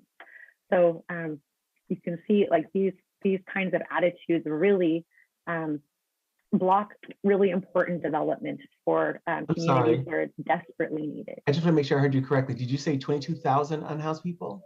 No, 1,422. Oh, okay. Yeah, thank you. All right, so we're going to go ahead and move on to the next slide. I just have a question follow up from that. So they blocked that for 600 people. There's 1,422 people that are currently unhoused. What was their solution to deal with the 1,422 people that were unhoused? Okay, so right now I know that there's an urban campground that they've just opened, and I would say it's not adequate. There's no services and not enough assistance there. So they are now proposing, from what I understand, there's another shelter proposal that's happening, but there was no solution. Those NIMBY attitudes blocked the only opportunity that had been proposed to create that emergency shelter housing. So that's why I bring it up, because there was no solution after. And while that organization ended up having some restructuring, and now they're refocused again in creating shelter housing in an area, it still hasn't been built yet. Yeah, I really wish that there was a better solution that's happening there, but I'm following the situation. Yeah, still they're not there yet. Another question. Mr. Porter. Thanks. Also, like, when we're talking about policy, that when government elected officials, I've chosen not to use the word leaders until people prove leadership qualities. Elected officials can go back, so they can vote for projects and funding, and then they can reverse their stance. Like with Clackamas County, the commissioner has rescinded their $15.2 million turnkey project, the purchase of a motel that would have provided housing at Quality Inn for 100 families and individuals who are experiencing homelessness. So why, that to keep to have, when we talk about land use, that while things are being given, it can also be taken back just by one decision overnight, that no, we're not going to process. So it takes away all of the work and effort that is done by organizations and by communities to get things passed, and then it can be reversed. So that's also a problem that we see in policy making. Yeah, definitely. And then it's like, oh, well, will that affordable housing provider want to come back, or that developer want to come back to that city again next time, or will they just go and develop somewhere else? Like, that's kind of another result that might happen from that too, a negative result. Yeah. All right, so we will go ahead and talk about an example of successful housing. So this is a kind of this housing development that, oh yeah. I hate to focus so much on this 1,422 people that don't have adequate housing and services in an Oregon location. But I'm just curious, do you have a demographic background of the 1,422? Because when we start to talk about, the NIMBYism of who they're keeping out, is it because they're keeping them out because they represent, a large population of people of color? Or are they keeping them out because of income, or because of some other factor? That is a good question. I think the point of time count, so these are all folks who are unhoused, right? That's why I brought up that number, because the housing I was talking about was emergency shelter housing, right? And it was needed because folks are living, so many people are living unhoused or in the middle of transitioning, right? And they need a place to be. So I bring up the point of time count, right? To show that all of these folks are still unhoused in the community. And that shelter probably would have benefited, not all of them at the same time, but some of them, right? I think if I could do that research, I did not look and see in the point of time count who was represented there. It's a very rural community, but I think that, yeah, if we start looking, likely there are connections there to race, likely there are connections there to disability. Like maybe those folks are more largely represented in that number, but I would have to look at that research. And I also know that when they're doing the point of time count, they can ask, but people don't need to answer those questions. So while those connections might be there, like if all of the data was there, it could show more, of who's being affected. But if people choose not to answer that question, then it can also kind of alter that data a little bit and skew it, right? So that then we won't know exactly who is being most affected. Yeah, that's a really good point, and something that I could look into too. My concern is that when you start to talk about NIMBYism, is that it's disempowering the most vulnerable populations. And I'm curious about how your organizations are addressing these, because if you're not able to protect the voiceless and those with the least amount of power and resources in our society, I wonder how you gauge the effectiveness of the work. Yeah, I would. That's a really good point. I would say again, like the folks, like I was kind of referring to the folks that were, unhoused, which I do view them as folks who have less power, and who are definitely being subjected to a lot of discrimination and falling into those, systemic patterns of discrimination in a lot of different ways, in those barriers. But yeah, I think you're right. I think it could be more focused on which communities, and I think we do too, because it just depends on what kind of housing it is and where it's being proposed. So these things come up all the time, and we have staff that are located all over the state. So when it does happen, and we're talking, in different areas, it's usually different groups that are affected, right? So we know, for example, we've heard about proposals for a home where maybe unrelated folks who are living with disabilities can live together to receive some services in a neighborhood all in one home, and then where that would restore equal access or enjoyment of their housing. And then the community will step up and say, no, we don't want that in our neighborhood, right? Which I'm going to get more into kind of how jurisdictions can handle those responses. But yeah, I think that as we're working with organizations who are building affordable housing and then helping to offset that in the community, then it becomes apparent who is being most affected in each different situation, and depending on the demographic of the city where the development's being proposed. Yeah. We have another question or comment from Commissioner Will.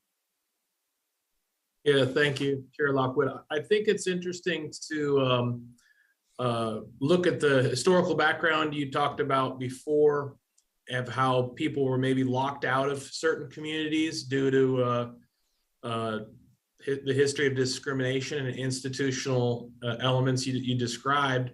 And so if you take a place like, let's say, Washington County, that may have had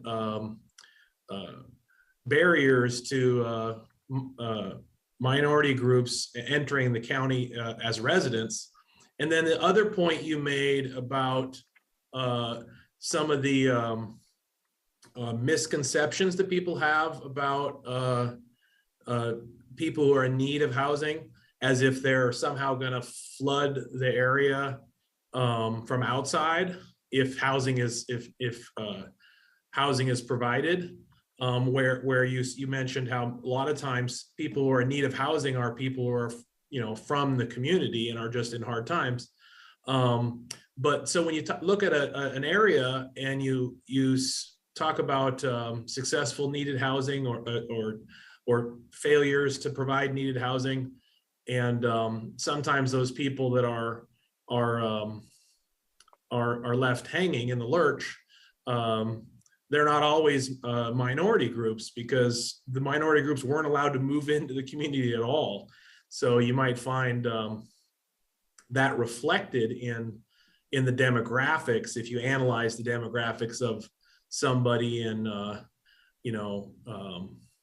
don't know, Malheur County, who was meeting housing needs, or had unmet housing needs, versus somebody from Clark County or Clackamas County in this metro area, due to the fact that somebody in Malheur County is less likely to be a minority in the first place. So I just think that's interesting. Yeah, I would say that a lot of the communities where, segregation or redlining existed, and, minorities were not basically legally allowed to buy housing there, then a lot of those communities are still the same.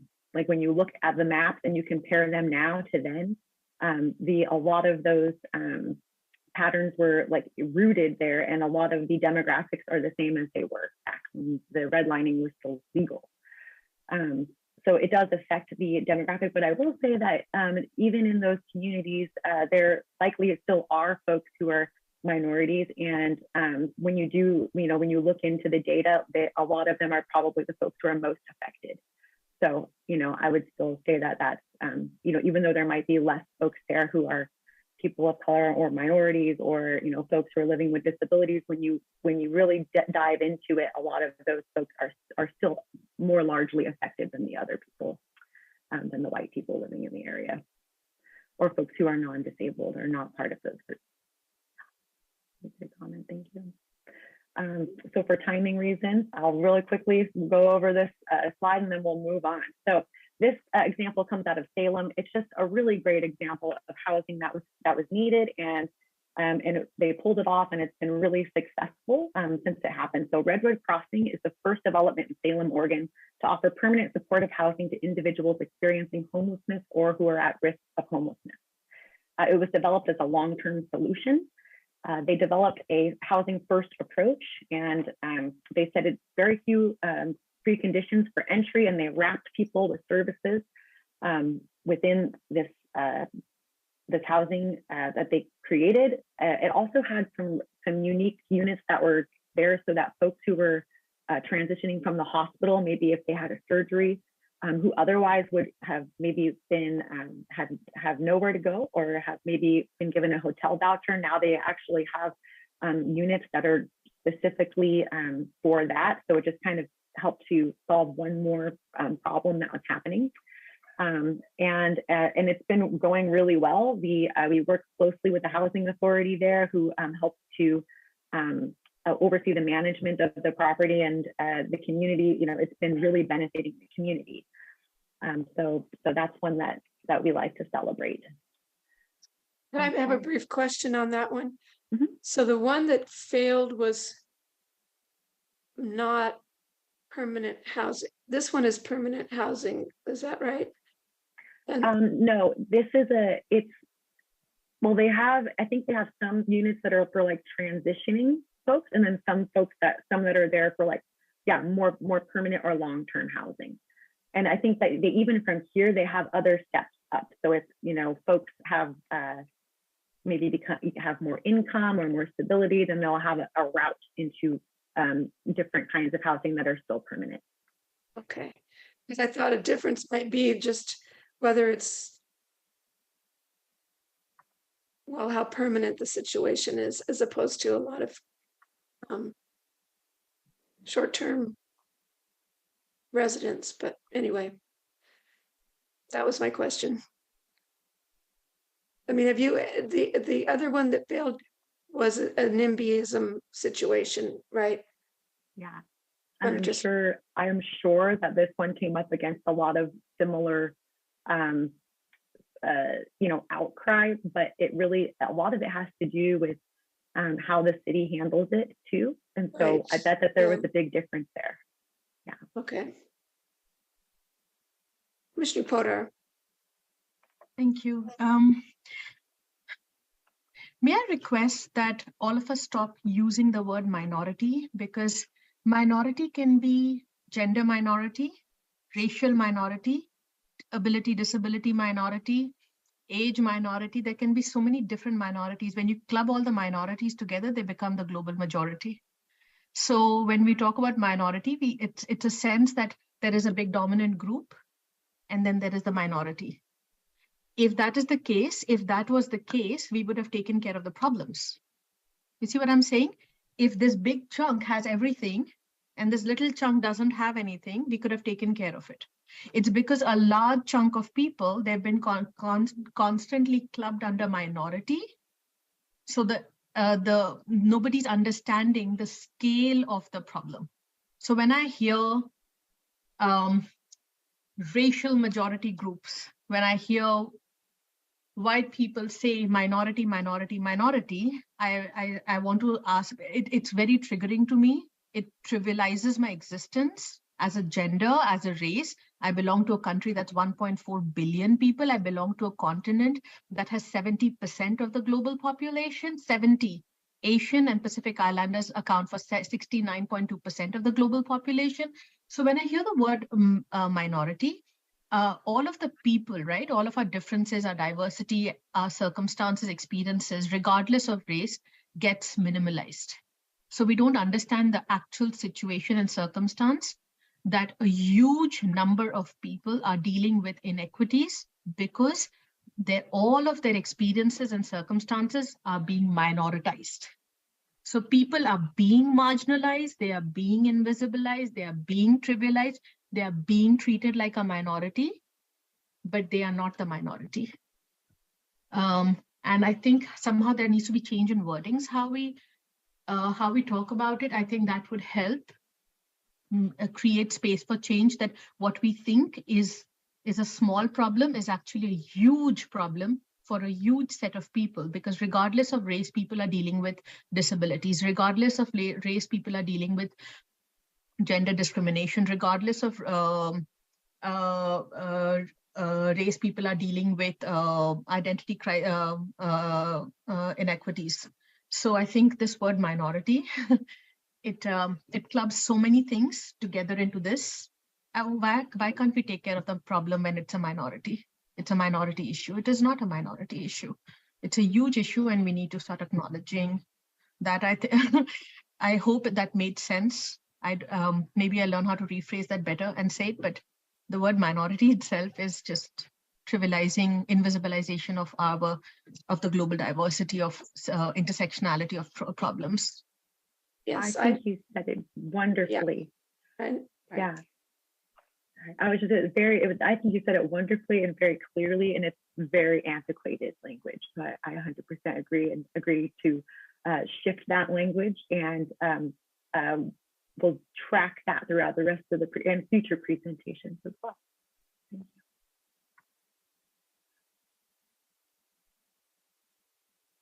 Sorry, Chair Lockwood, I didn't mean to cut you off. I apologize. No, go ahead, please. Okay, just wanted to make sure. Okay, so with that, we're going to go ahead and move on to the next slide. So this says who uses Section 8 vouchers, and really the correct term is housing choice voucher. A lot of folks know them as Section 8 vouchers, and really this slide is just talking a little bit about who the folks are who use subsidies in Oregon. And federally. So these are federal subsidies. They come down through the federal government, and then these states distribute them, right? And then, folks can use them to find housing. As was mentioned, though, a lot of the housing choice voucher programs have a very long wait list, right? So folks who already have a voucher and have placed them are, I want to say like they are the lucky folks, because really it's not everyone has access to these. So I'll start with that. But it is important to talk about who uses them, because source of income is a protected class in Oregon. And what we know is that even the folks who do get through the wait list and they get this rental subsidy or their housing choice voucher in their hand, they come up against a lot of discrimination from housing providers when they go out there to use that voucher. So that's another thing that we do is we educate folks who is using a voucher, right, in Oregon. And what we know is that nearly 20% of the folks who are using housing choice vouchers in Oregon are seniors. And that means that, if folks are able to place their voucher, then 23,000 Oregon seniors can, hopefully age in place or have a place where they can afford to live. Nearly 30% of, sorry about that. I just messed up my notes there. So let's see here. Nearly 30% of Oregonians who use federal assistance live with a disability, and 50% are families with children. And some other things that folks don't know, again, there's like a lot of misconceptions, is that rental assistance supports working families. So a huge percentage of folks who are using these rental subsidies also have one person in the house who is also, earning a wage. And despite the importance of rental assistance, more federal dollars end up going to home ownership subsidies like mortgage interest deduction. But those mainly benefit folks who have higher household incomes instead of families that are struggling the most to afford housing. So Oregon communities, again, we know that they thrive when everyone, not only homeowners, but renters, have access to housing and decent housing and housing that they can afford. So that's something on a public policy level that we think is really important to talk about, that there really needs to be more of these dollars allocated to rental housing in Oregon, because there's just not enough federal assistance to go around. Next slide. So when we talk about local lawmakers and their responsibilities under the Fair Housing Act, it's important to talk about those public comments, right? Because they're coming up and sometimes they can wreak havoc and make it so that the housing types that we really need that are being proposed, they don't actually get built, right? So community members have a right under their First Amendment free speech protections to express their opposition to projects on any basis, as long as it doesn't turn into illegal intimidation, right? Which is the intent that could cause harm. If somebody believes that they're going to be, somebody's going to cause harm, right? Or physical, a fear of injury. So that would be a legal line that cannot be crossed, even under the First Amendment First Amendment free speech protections. However, here's the big takeaway, is that local officials and folks who are making these decisions, including staff, can only make their decision based on fact-based, non-discriminatory factors. And the law prohibits the public from asking for information about the extent or type of a disability involved, or the group of, or that a group of individuals may have, right? So if the housing has to do, it's there to support folks who are living with disabilities, and the community shouldn't be asking, well, what kinds of disabilities, right? That is actually illegal under fair housing laws. So fair housing law states that jurisdictions can't limit housing choice based on discriminatory comments from the public that are based on protected class factors, right? So if the community is saying we don't want people of this race living near us, or this color, or this religion, or this sex, or this national origin, you don't want maybe families with children living in our neighborhood, right? Maybe that's their reason for coming to the city council meeting and speaking out against this needed affordable housing, right? Or maybe it has to do with, again, folks who are living with disabilities, and the city then says, okay, we're just not going to build it because the community is against it. That would be illegal under the Fair Housing Act, because it would limit housing choice based on protected class. That cannot be the reason why a city just says no. When it comes to that development that was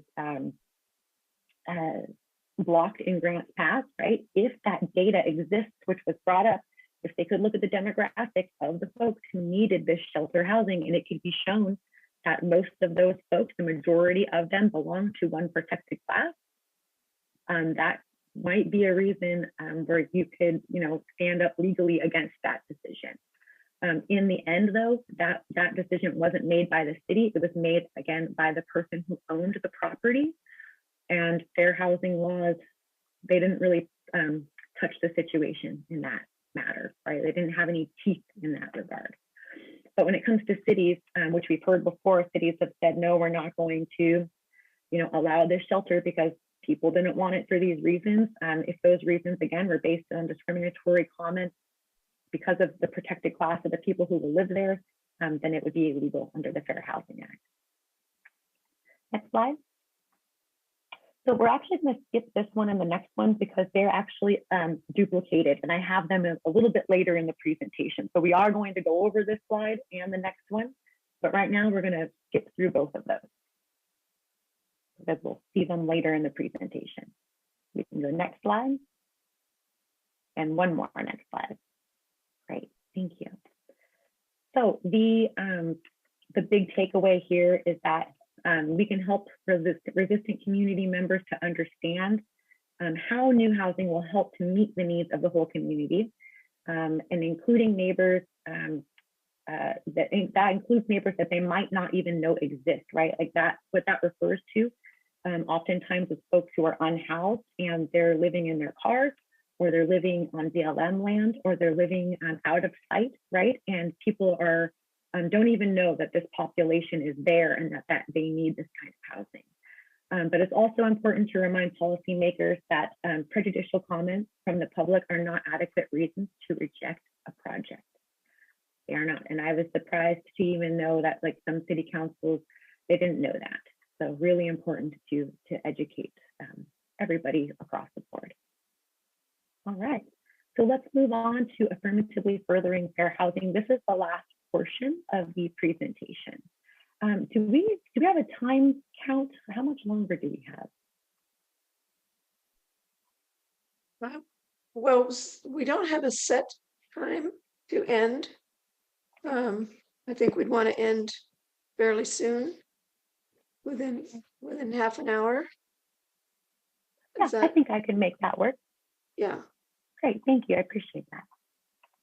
Okay, so jurisdictions have the responsibility to affirmatively further fair housing. But how can one further fair housing, and what does it actually look like? Next slide. So affirmatively furthering fair housing is about both addressing discriminatory actions and working to undo the history of segregation. So that means eradicating and preventing discrimination and segregation. And the Department of Housing and Urban Development has been under an obligation to affirmatively further fair housing in its program since 1968, when the Fair Housing Act was passed. But they didn't always have much guidance about how to do that. A lot more guidance has come out now. So affirmatively furthering fair housing is about addressing the removal of barriers to fair housing choice. And housing choice means having the option to live, again, in neighborhoods where opportunities exist, like good jobs, great schools, healthy food, transportation, all of those things. Creating access to housing choice means creating access to opportunities. And jurisdictions that receive federal housing and community development funds are held to a higher standard in these obligations.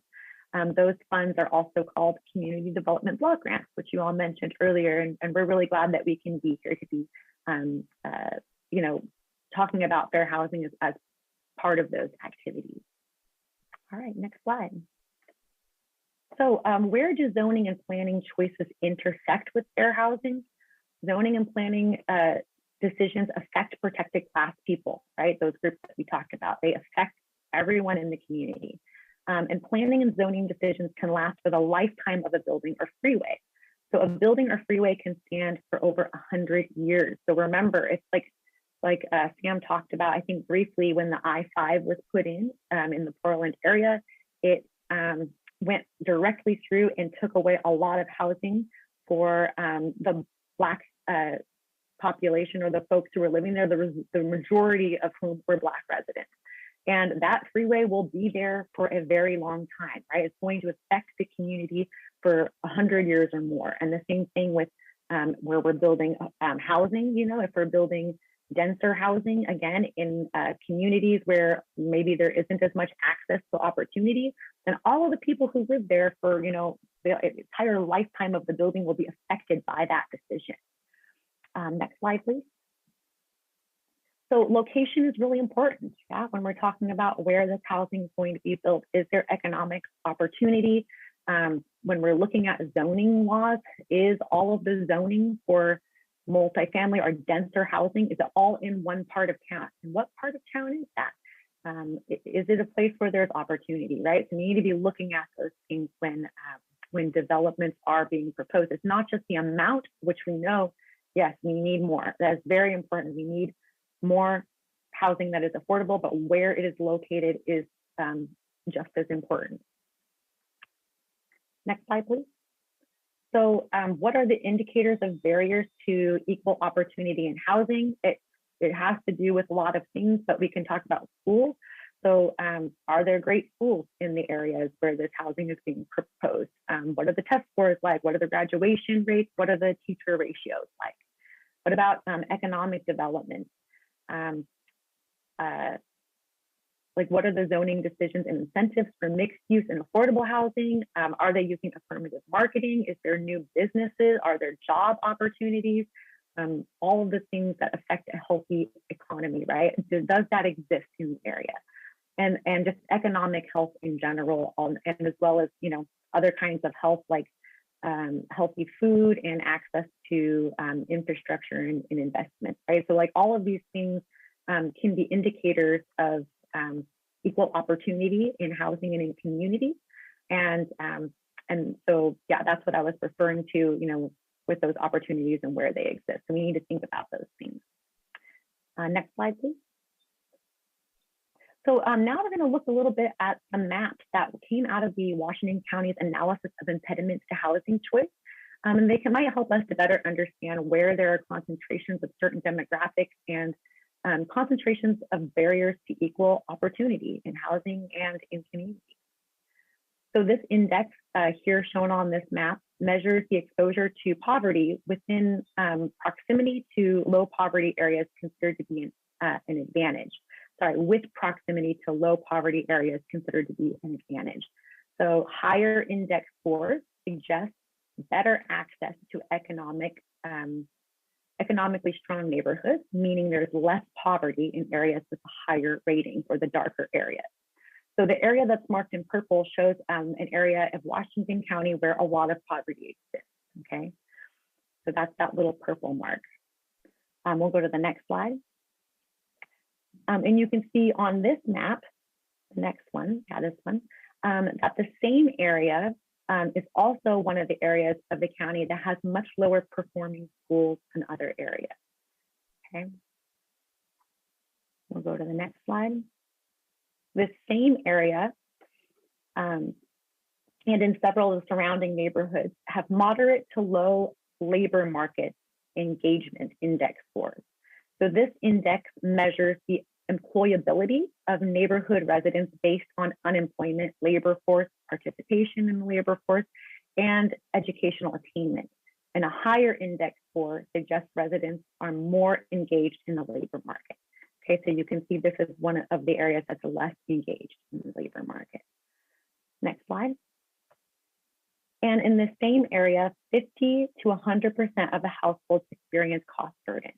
And cost burden shows how well households can manage housing costs.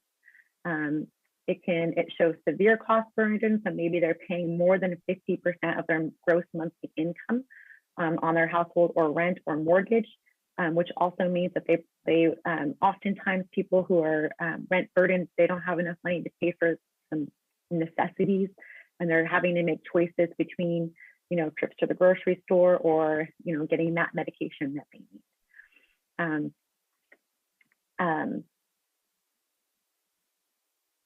So these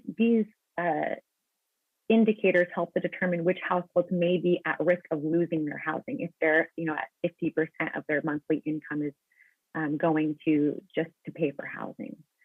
35% of households in Washington County experience one or more housing problems, and 20% experience severe housing problems. And these rates are higher for Hispanic households, 58% experience one or more housing problems, and 36% experience severe housing problems.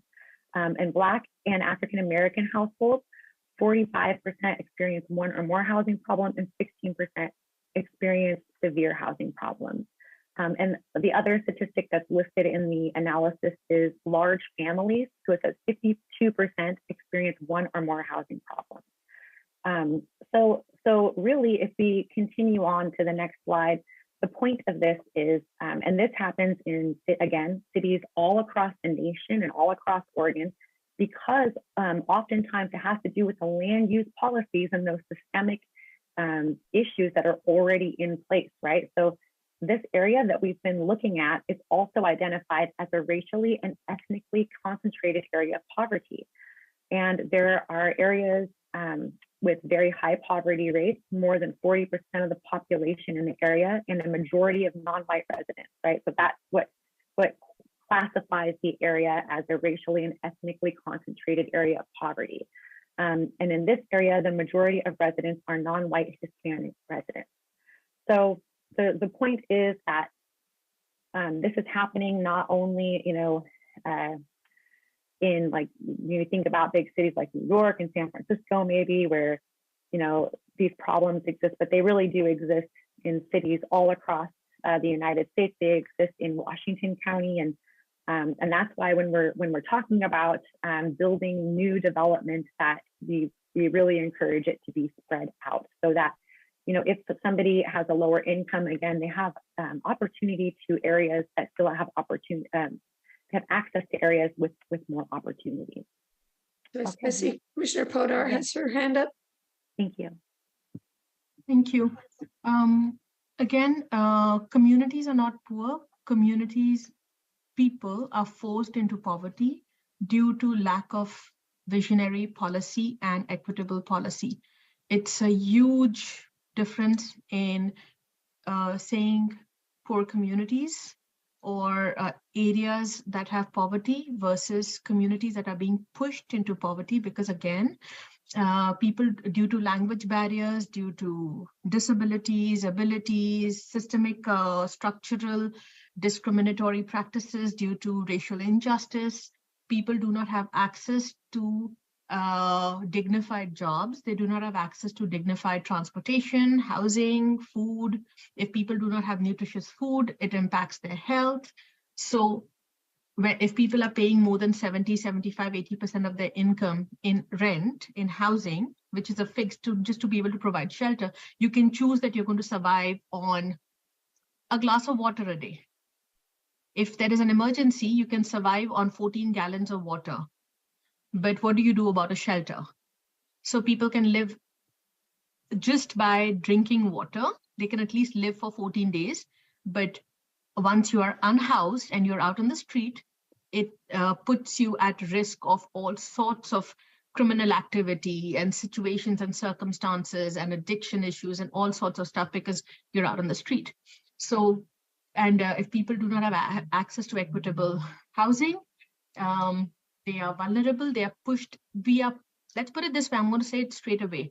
Privileged people with any level of privilege are not acting fast enough, and we are pushing people into poverty. That is literally the circumstance. People are not poor. They are being pushed into poverty circumstances. And we don't ever, and if you're saying that if we want to, people who have language barriers or who are here as immigrants who do not have access to normal jobs, 9-to-5 jobs, or for whatever reason, they have to start small businesses. 80% of all small businesses, 80% of all small businesses have 0 employees, 0. 99% of all small businesses have less than 10 employees. That's crazy that 1% of all small businesses in US, we define small businesses as people with 500 employees. So that's crazy that 1% of the people hoard all of the resources that are out there for small businesses. So people can never even build up enough wealth or generational wealth to pass on. So again, that's a way in which we push people into poverty because they are never able to pay for anything or be able to provide for themselves. So yeah, people are not poor. they are being forced into poverty. Yeah, I 100% agree with you on it too. And thank you for bringing it up too, so that everybody could hear that, because it's totally true. It's definitely not at fault of their own. It's These are it's amazing. systemic problems. It's amazing, Jamie, you know, how all of these words, how we talk about people, right? Their identity versus their circumstance.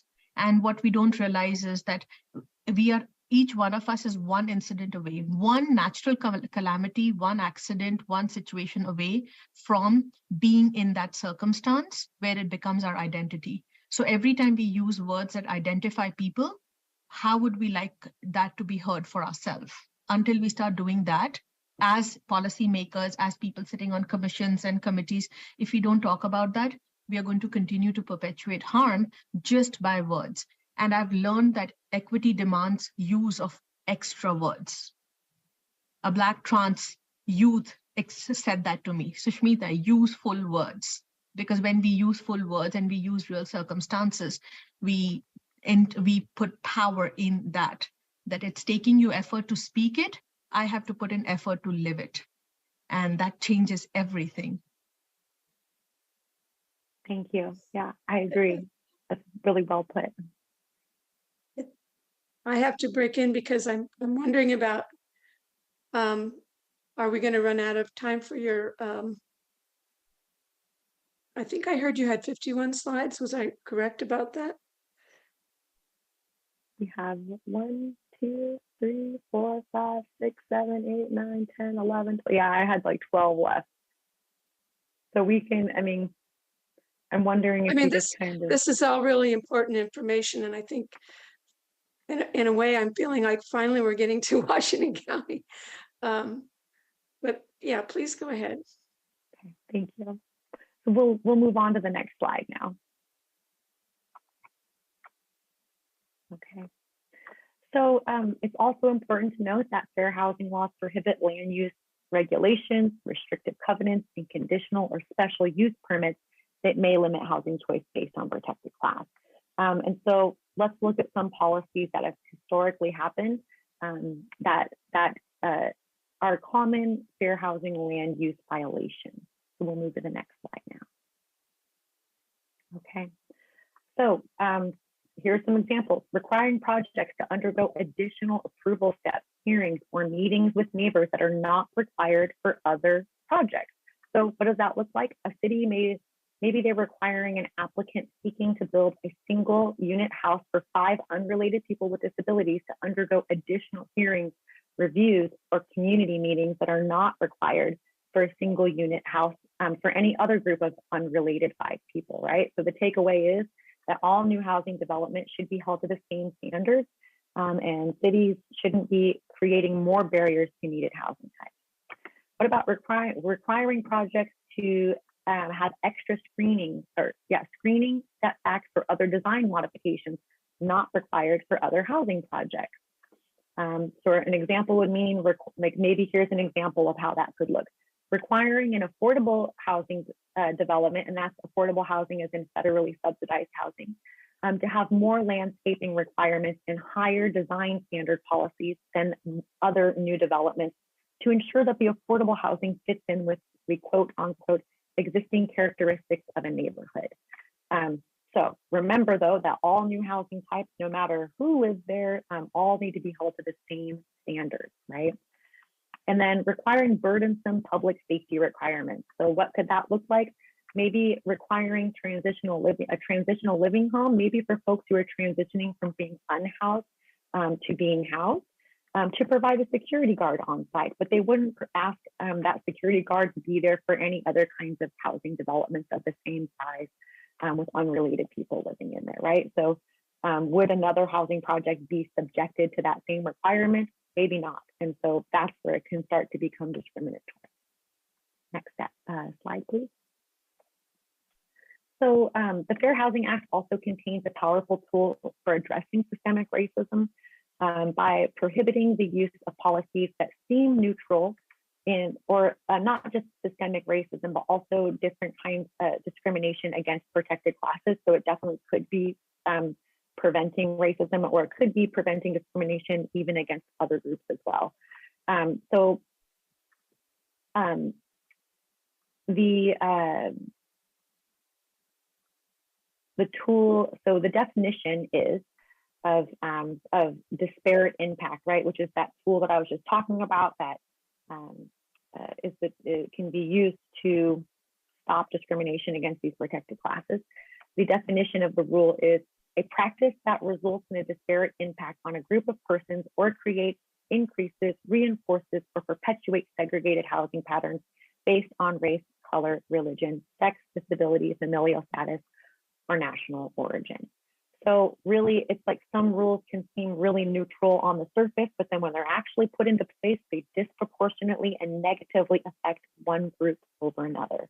A quick example could be maybe, okay, so we heard of, there's actually a real case of a city, I wish I could remember what city it was, but what happened was the city said, we're gonna put an ordinance in place that says any dwelling or any unit that's above a business is going to be single occupancy only.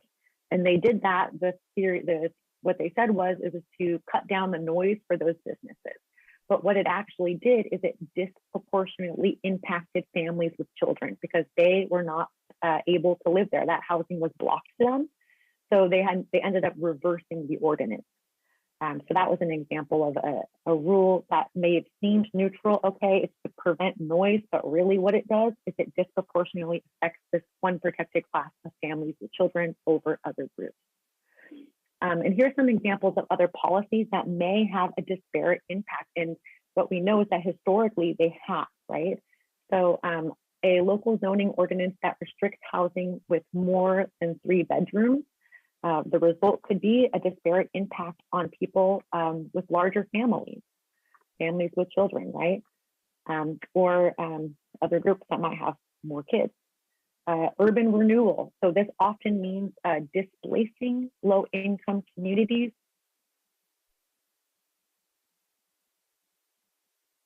You've lost your sound, I think. Ms. Gatewood? Residents who live there no longer have access to that housing, right? Could be a community that they've lived in their whole lives. Can I just check in? Can you all still hear me? Yes, you were gone for a minute, for a short time. My earbuds went out, so I'm using my speakers on my computer now. I'm glad you can hear me now, though. So what I was saying is that urban renewal can mean that entire communities are displaced, right? Because as older buildings are renovated or remodeled, then the current residents are asked to leave and the rent goes up, and then they no longer have access to those houses in that community where they would have lived their whole lives. So while a lot of communities see it can be spun as a positive, for a lot of people, it can be a negative. So it needs to be taken into account that folks there should be systems set up so that folks can return to the community who have always lived there and then have access to the benefits that come with that urban renewal. They should have access to it. And then residency preferences. So that means that a housing project, maybe they're giving preferences to certain types of folks, sometimes even with the best of intentions, right? But then that could mean that other people might not have access to the housing. So there are some residential preferences that can happen in housing. We just recommend talking to a lawyer first before anybody does that, so that it can really be looked at closely and that it's not discriminatory if they're going to have a residency preference policy. Let's move to the next slide. So one protected class that we have been de facto segregated for decades are people with mobility related disabilities. Oh, I'm sorry. Can we go to the next slide, please? Thank you. So again, these folks with mobility related disabilities have been segregated for decades. And not only is there a severe shortage of accessible housing, but those units are almost exclusively in multifamily developments. So how did this happen? The percentage of people with mobility related disabilities is increasing as the population goes up. Oregon already has a significant gap between supply and demand in accessible units. So we're going to need 6,781 wheelchair ready units every year just to meet the new growth. And that's not taking into consideration the housing that was already needed. So there's a deficit there that's not even being taken into account before we talk about what's going to be needed in the future. So much more housing is going to be needed that is accessible, basically. And if we can move to the next slide, I can talk a little bit more about that segregation part. So most accessible units for people who have mobility-related disabilities, the units are in multifamily housing developments where they have been required since 1991. So that was when the law came into play, where any affordable or any accessible units were required. Before that, they weren't required at all. So there was a huge, I mean, you can imagine there's a big need. So if most of the multifamily housing exists in one part of town, usually where there is more land zoned for that kind of use for multifamily housing, then that's the de facto segregation, right? People living with mobilities, related disabilities are in those units because that's just where they're built, right?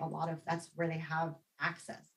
So House Bill 2001, not the one that was just passed with this newish legislation, the House Bill 2001 that came before.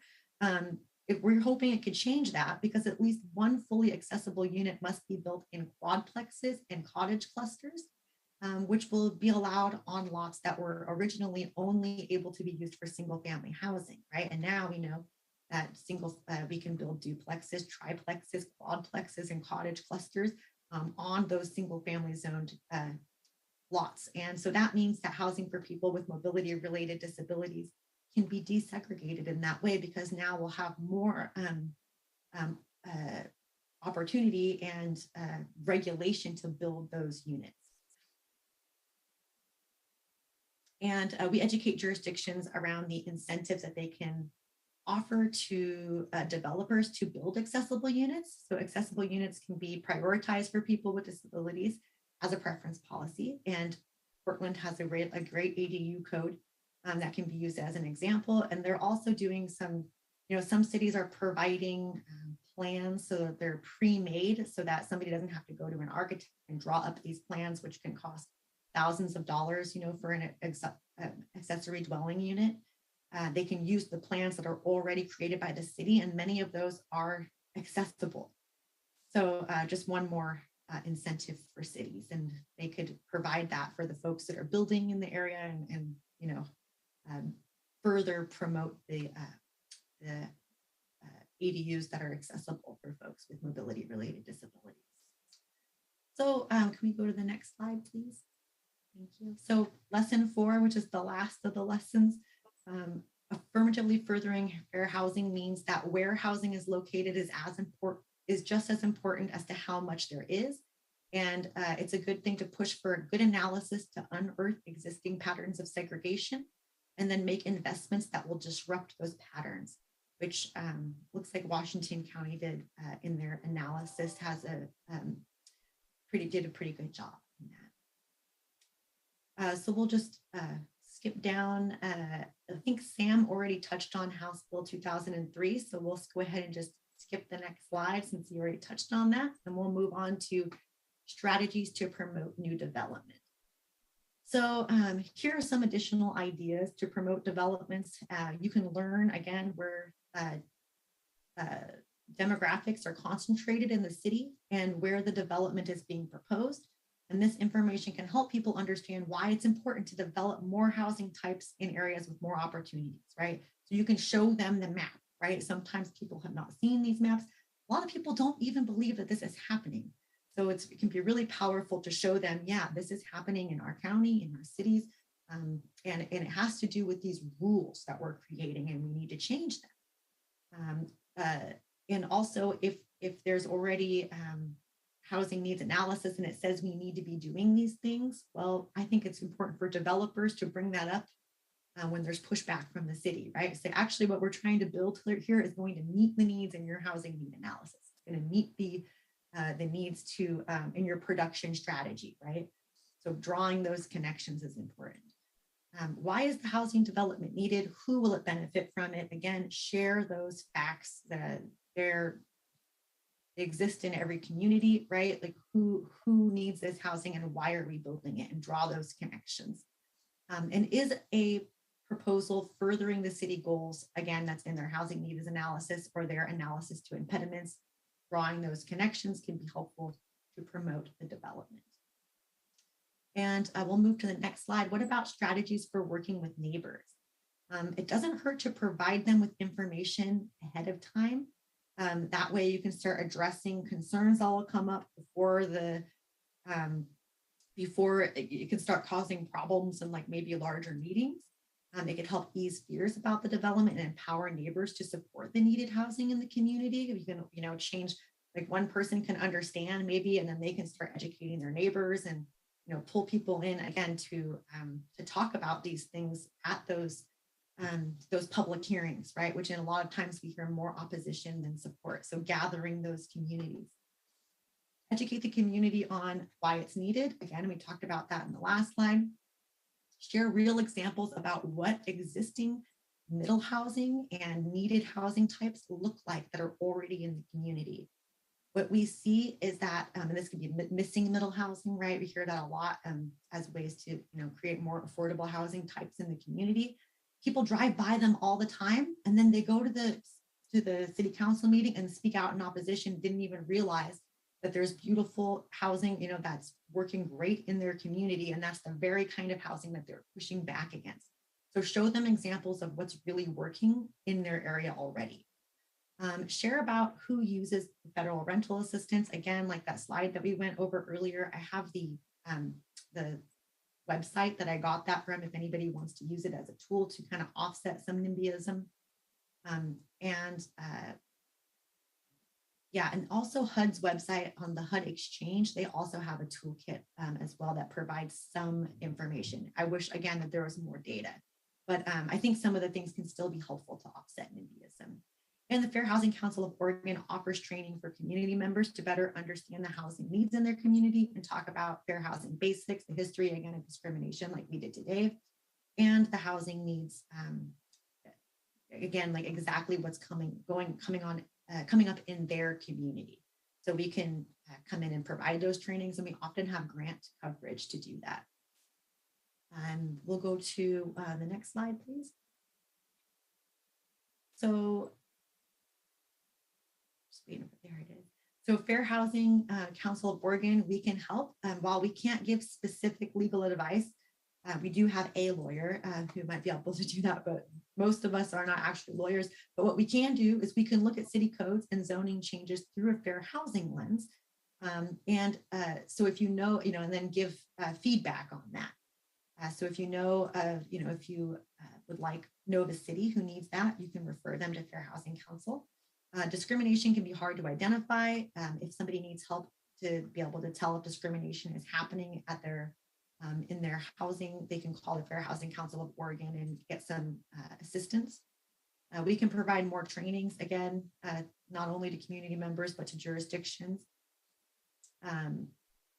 We have a lot of fair housing materials, as was brought up earlier. We have our guide for elected officials, but we also have a really great one for neighbors called the Good Neighbor Guide. And what it does is it talks about how to empower groups of neighbors to come together and support this needed housing types and needed development. And like I said, we can help to advocate for people who are directly experiencing discrimination as well. So we have an enforcement department, and people can contact us and get some advocacy around their fair housing problems. Okay, and with that, I have a thank you slide that we can go through. There's more information if you want our emails. We definitely are open to communication. The comments and questions that were proposed, they're so wonderful and helpful. And I just want to say thank you again, and would like to continue the conversation too. I'm so open to that. Would really love it. So our emails are on the next slide if you want to pop that up, and I'm sure you all have access to these later. And I think we'll go ahead and stop there. I have to say thank you very much, and also to your colleague, Mr. Goldberg. That was an amazing amount of information and a really important context for us as we think about things that come up before the Planning Commission. I see Morgan, Commissioner Will, you've got your hand up. Yeah, thank you. My question is about the illegal decisions that might be made by a decision body or um, actions taken by an approval agency that were swayed by unfair information. Like usually if a project, like I say, a subdivision or a multifamily a land use site plan, you know, type 1, type 3, type review, got a land use action is denied, the applicant could appeal through the appeal process. Is there any examples of what happens when the decision was made based on fears or, you know, and there is an action evidence or something that you could take action that there was discrimination? Is that actually just a process that happens parallel to the land use approval process and becomes a civil suit? And then the project may never ever get built because it was denied. And the appeal process is, maybe the applicant doesn't pursue the appeal process. Like, are these actually connected to get the project? If you win and say, hey, this project was unfairly denied due to discrimination, and then you win that action, what's the avenue for winning that? And does winning it mean the developer gets paid a compensation for the denial? Or does the action of winning it mean the development gets approved through, because it seems like a different process. I'm just curious if there's any real world situations where this has happened. Yeah, most of the cases that I know of were civil cases. As you might imagine, not a lot of these happen because discrimination can be very overt. It's not always overt. And it's hard to say, you know, to establish the pattern and practice of discrimination and establish what the commissioners or counselors were feeling when they made these decisions. Right? It's hard to bring that in court sometimes, but it has happened. And yes, there are examples of civil cases where developers or social service providers or whoever had this project that was discriminated against, won a judgment against a city or you know, an agency who was making that decision. If there is a pattern and practice of discrimination, then sometimes the Federal Department of Justice can enter a consent decree with the city. And you know, take over some decision-making processes. Again, this isn't something that happens very often. We don't have a lot of examples to point to. When it comes to affirmatively furthering fair housing, you know, the more systemic things, the big case that people look at is Texas Communities versus the Housing Authority of the Dallas Housing Authority or Houston Housing Authority, I believe. And it found that Houston had cited all of their affordable housing, federally subsidized housing in areas where there was already concentrated, there were racially concentrated areas, and they were not putting that housing equitably throughout the city, and it was so overt that the federal government, you know, sided with the community developer. Yeah.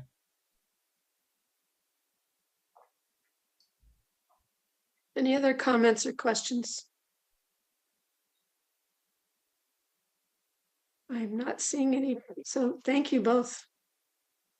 I'm wondering if we could have access to your slides, if that's it. Yeah, absolutely. Yeah. We sent an earlier version of the slide deck, but there's an updated version that we'll send as well. Great, thank you. All right, thanks so much for that presentation. Thank you for having us. It was really great to be here with all of you.